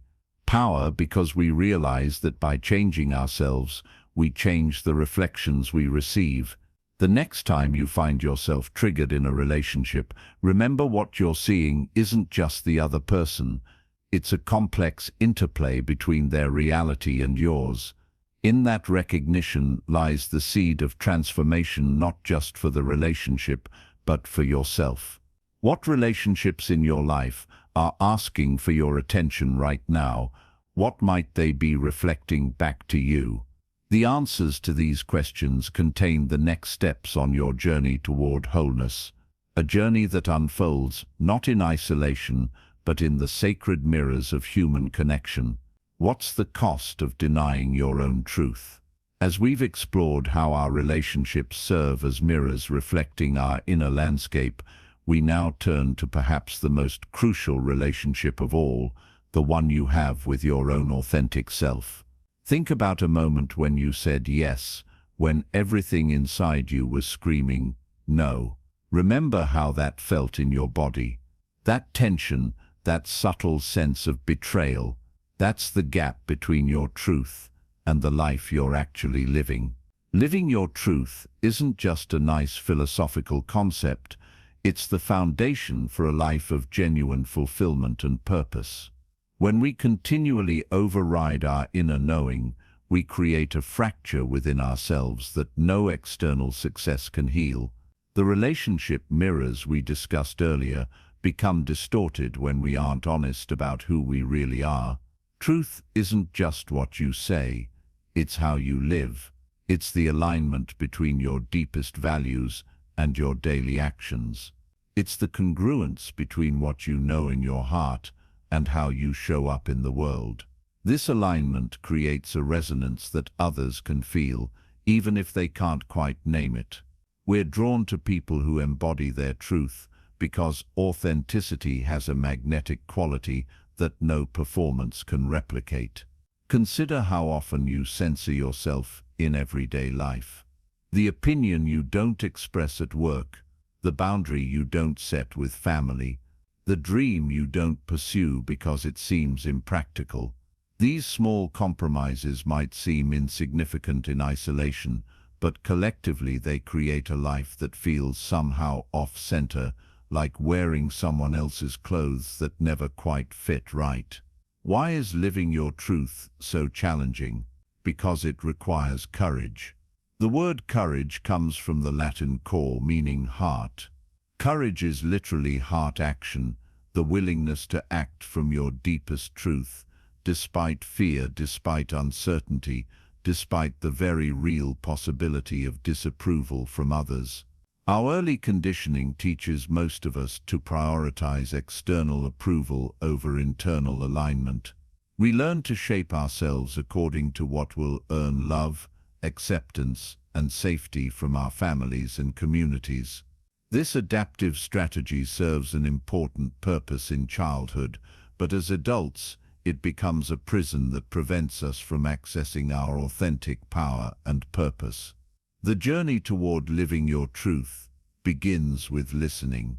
Not the superficial listening we typically engage in, but deep listening, attuning to the subtle signals from your body, your emotions, your intuition.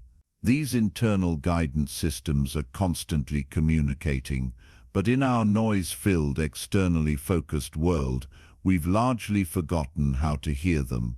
Your body holds tremendous wisdom. It speaks through sensations, the tightness in your chest when something doesn't feel right, the expansiveness when you're aligned with your truth. Learning to decode these physical signals provides a compass that can guide your decisions more reliably than rational analysis alone. Similarly, your emotions contain vital information.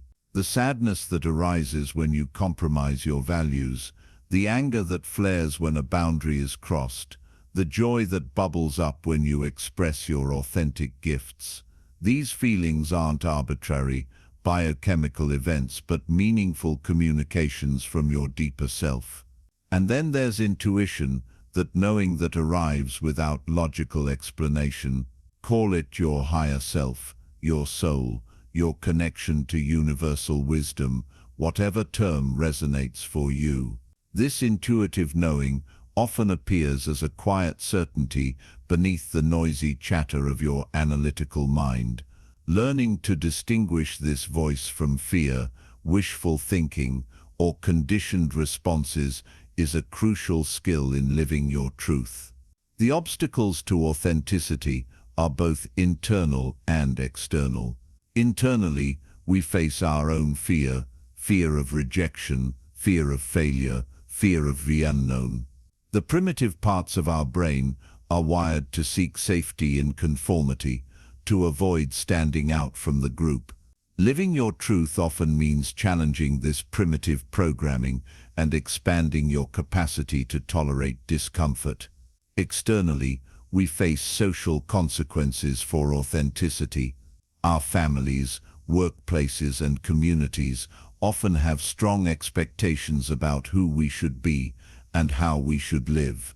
When we deviate from these expectations, we may encounter resistance ranging from subtle disapproval to outright rejection. No wonder so many of us conclude that the price of authenticity is simply too high. But what's the price of inauthenticity? Research has linked self-betrayal to depression, anxiety, weakened immune function, and increased risk for numerous physical ailments. When we consistently override our truth, we create internal conflict that manifests as both psychological and physiological distress. Our bodies cannot lie, even when our words do. Beyond these health impacts, living out of alignment with your truth leads to a pervasive sense of meaninglessness. Viktor Frankl, psychiatrist and Holocaust survivor, observed that the primary driver of human fulfillment isn't pleasure or power but meaning, and meaning emerges when we express our unique gifts in service to something beyond ourselves. When we suppress our authenticity, we cut ourselves off from this essential source of fulfillment. The path to living your truth isn't about dramatic gestures or sudden transformations. It begins with small acts of authenticity, moments of saying what you really think, expressing what you really feel, doing what truly matters to you. These micro moments of truth-telling gradually build your authenticity muscle and create momentum toward a more aligned life. Start by identifying areas where you feel that subtle sense of misalignment. Where do you feel you're wearing a mask? Where do you say fine when you're anything but fine? Where do you go along with plans that don't resonate with you? These everyday compromises reveal the gaps between your truth and your life as it currently stands. Then, experiment with small shifts toward greater authenticity. Perhaps you share a perspective you'd normally keep to yourself. Perhaps you say no to an invitation that doesn't energize you. Perhaps you pursue an interest you've been putting off. Notice what happens, both internally and externally, when you take these small risks. Living your truth doesn't mean being self-centered or disregarding others' needs. In fact, authentic people tend to be more compassionate and responsive to others because they're not depleting their energy maintaining a false self. When you honor your own truth, you create space to truly see and honor others in their truth as well. This distinction is crucial. There's a world of difference between authentic self-expression and impulsive self-indulgence. Truth-telling isn't about blurting out every thought that crosses your mind or pursuing every desire without consideration for others. It's about aligning with your deepest values and highest wisdom, which naturally includes care for the web of relationships that sustain you. The paradox of authenticity is that the more fully you embody your unique truth, the more universally relatable you become. We connect most deeply with others, not through our polished performances, but through our shared humanity, our vulnerabilities, our struggles, our genuine joys. When you risk showing your true self, you create permission for others to do the same. Consider the people who have most deeply impacted your life. Chances are, they weren't those who were most perfect or composed, but those who were most real, who had the courage to show up authentically despite their flaws and uncertainties. We're drawn to authenticity because it resonates with our own longing to be real. Living your truth requires discernment. Not every thought or feeling represents your deepest truth. Sometimes what feels like your truth in a heated moment is actually a triggered reaction from past wounds. Authentic living isn't about impulsively acting on every emotion, but about connecting with the deeper current of wisdom beneath these surface fluctuations. This discernment develops through contemplative practices like meditation, journaling, time in nature, or other approaches that help you distinguish between reactive patterns and genuine truth. As you become more familiar with your internal landscape, you learn to recognize the particular quality of your authentic voice, how it feels in your body, the level of clarity it brings, its characteristic tone. One powerful practice is to regularly ask yourself, what am I not saying that needs to be said? What am I not doing that needs to be done? These questions bypass your habitual thinking and access deeper knowing. Sometimes the answers will surprise you, pointing to truths you've been avoiding or possibilities you haven't allowed yourself to consider. As you begin living more authentically, you'll likely encounter resistance, both from others and from parts of yourself. This resistance isn't a sign that you're on the wrong track, but often indicates you're disrupting patterns that have become comfortable in their familiarity, even if they don't serve your highest good. When others resist your authenticity, remember that their reaction reflects their own fears and limitations, not the validity of your truth. Sometimes the people closest to us have the hardest time accepting our changes because they've built their understanding of who we are around our old patterns. Their discomfort doesn't mean you should abandon your truth. It means you're disrupting a system that's ready for evolution. Internal resistance manifests as the inner critic, that voice that questions, judges, and undermines your authentic impulses. This critic didn't develop randomly. It formed as a protective mechanism, trying to keep you safe by avoiding social disapproval. Recognizing this protective intention allows you to work with the critic rather than simply fighting against it or capitulating to it. Try dialoguing with your inner critic. Ask what it's afraid might happen if you express your truth. Listen to its concerns with compassion, then gently help it update its understanding. The world you live in now is likely very different from the one where these protective patterns first formed. Your adult self has resources and resilience your younger self couldn't imagine. Living your truth becomes especially challenging when it requires major life changes. Perhaps your authentic path means leaving a secure but soul-deadening job, ending a relationship that no longer aligns with your values, or pursuing a calling that seems impractical by conventional standards.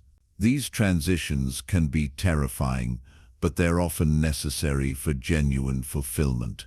The key is discerning when a major change is truly aligned with your deeper truth versus when it's a reactive escape from discomfort. True alignment brings a sense of rightness even amid fear, while reactive changes often carry an energy of desperation or fantasy. Taking time for deep reflection before major shifts helps ensure you're moving toward your truth rather than simply away from challenge. When contemplating significant changes, consider the concept of the minimum viable truth, the smallest step you can take toward greater authenticity. Perhaps before quitting your job, you have a candid conversation with your supervisor about adjusting your role. Perhaps before ending a relationship, you experiment with showing up more authentically within it. These intermediate steps provide valuable information about whether a more dramatic change is truly necessary. Fear often masquerades as practicality, convincing us that authentic choices are unrealistic or irresponsible. While practical considerations matter, it's worth examining whether what you're calling practical is actually fear in disguise. The most practical path in the long term is the one that honors your deepest truth, because living against your grain eventually exacts costs far greater than any short-term disruption. Remember too that authenticity exists on a spectrum. Few of us can or should express our complete truth in every context. Strategic authenticity, discerning when, where, and how to express your truth, is part of wisdom. The goal isn't perfect authenticity in every moment, but an overall life trajectory that increasingly aligns with your deeper values and purpose. Your environment profoundly influences your capacity for authenticity. Surround yourself with people who value truth-telling, who can hold space for your authentic expression without trying to fix or change you. Create physical spaces that reflect and support your true nature. Engage with media and ideas that expand rather than contract your sense of possibility. Pay special attention to the gap between your public and private selves. While some context-appropriate variation is natural, a vast disparity between how you present yourself publicly and who you are privately creates internal fragmentation. The closer these aspects of self can come into alignment, the more integrated and empowered you'll feel. This brings us to purpose, the unique contribution you're here to make. Purpose isn't something you invent through strategic planning. It's something you discover through authentic living. As you express your true gifts and follow what genuinely matters to you, patterns emerge that reveal your distinctive way of serving the greater whole. Your purpose isn't a specific job title or role, but rather the particular quality of energy and intention you bring to whatever you do. Some people's purpose involves challenging established systems, while others are here to nurture and support. Some bring precision and clarity, others creativity and imagination. These archetypal qualities express themselves differently at different life stages, but their essential nature remains consistent.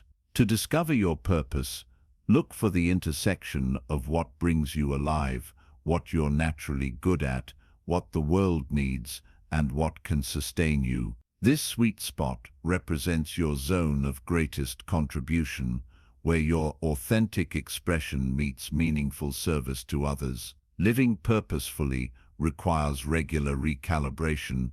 As you evolve, the specific expression of your purpose may shift.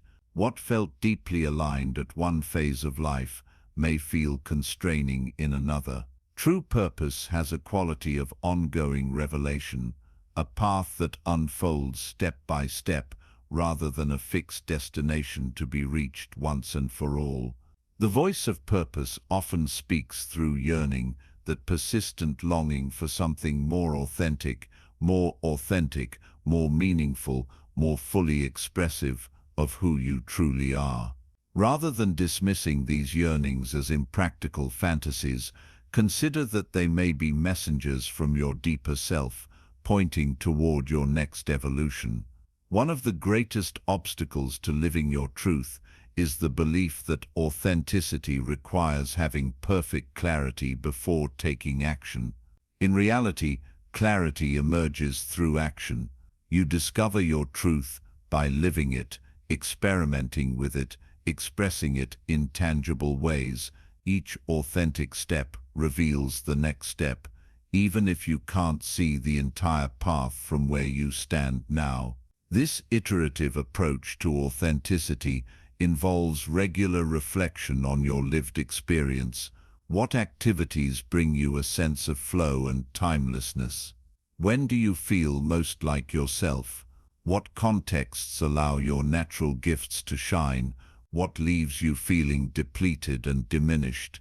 These experiential data points reveal patterns that can guide your choices toward greater alignment.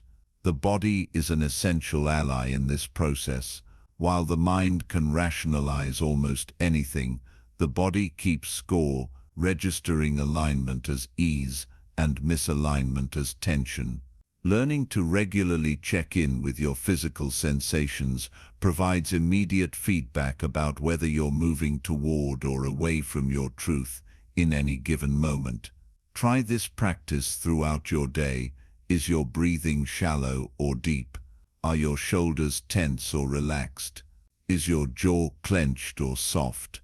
These physical cues reveal your current relationship with your truth. Over time, you'll become increasingly sensitive to these signals, catching misalignment earlier and adjusting your course more promptly. Your financial choices reflect and reinforce your relationship with your truth. Money is crystallized energy. It flows according to your deepest values, whether conscious or unconscious. Examining your financial patterns often reveals gaps between what you say matters to you and what you're actually prioritizing. Bringing these patterns into greater alignment is a powerful form of truth-telling. Similarly, your relationship with time reveals volumes about your authentic priorities. Despite what we claim matters to us, how we actually spend our hours and days demonstrates our true values. Look at your calendar for the past month.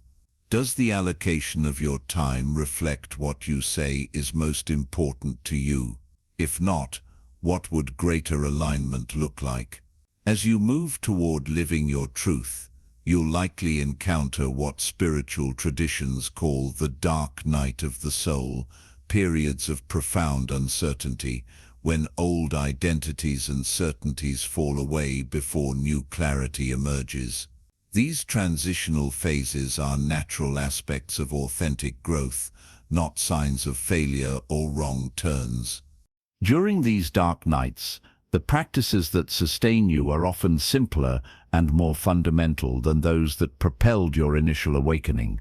Basic self-care, connection with nature, movement, creative expression, and companionship with trusted others provide ground under your feet when you can't yet see the path ahead. Trust that new clarity will emerge in its own time. The journey toward authenticity isn't linear but spiral. You'll revisit similar themes at deeper levels as you evolve. What looks like backsliding is often actually integration, as you encounter familiar challenges with greater awareness and capacity. Each turn of the spiral allows you to embody your truth more fully, with fewer blind spots and contradictions. This spiral nature of growth means that living your truth isn't a destination, but a continuous unfolding. There's no arrival point where you're finally perfectly authentic. Instead, there's an ongoing process of listening more deeply, expressing more courageously, and aligning more completely with what you discover. The reward isn't some future state of completion, but the aliveness you experience in each moment of authentic engagement. As your capacity for authenticity expands, you'll find yourself naturally drawn to share your truth in service to others. This isn't about imposing your perspective, but about offering your genuine gifts in ways that contribute to collective flourishing. Your unique truth, fully expressed, becomes a contribution to the larger truth we're all discovering together. This brings us full circle to the relationship mirrors we explored earlier. As you live more authentically, the reflections you receive from others become clearer and more accurate. You attract relationships that mirror your truth, rather than your adaptations or pretenses. You create containers that can hold both your light and shadow aspects with compassion and clarity. The ultimate promise of living your truth isn't perfect happiness or freedom from challenge. It's the profound satisfaction of knowing you've lived your one precious life authentically, that you've expressed your unique gifts, followed your deepest callings, and contributed your distinctive thread to the tapestry of human experience. What truth are you not yet living? What authentic expression is waiting to emerge through you? The world doesn't need more people who have abandoned their uniqueness in pursuit of approval. It needs more people who have the courage to bring their genuine gifts, in all their messy glory, to the challenges and opportunities of our time.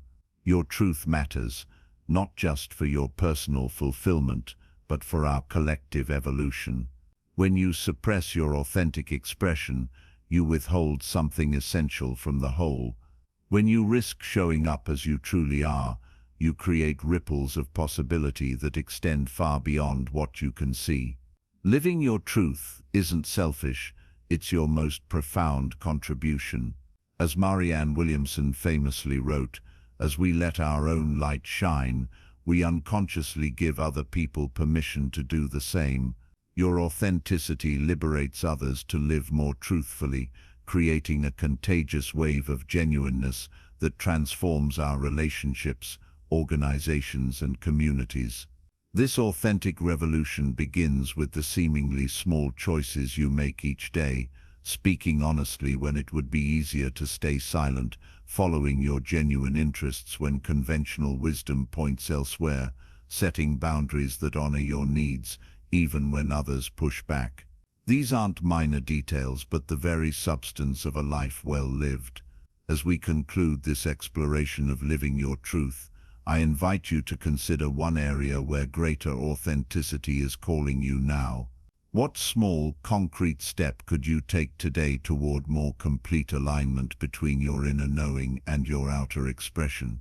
Remember that the journey of 1,000 miles begins with a single step, and that step is always the one right in front of you. Your deepest truth has been waiting patiently for you to claim it. Not the truth of who you think you should be, but the truth of who you already are beneath the layers of adaptation and performance. This authentic self isn't something you need to create or achieve. It's something you need to remember and reveal. The journey home to yourself begins now with your very next choice.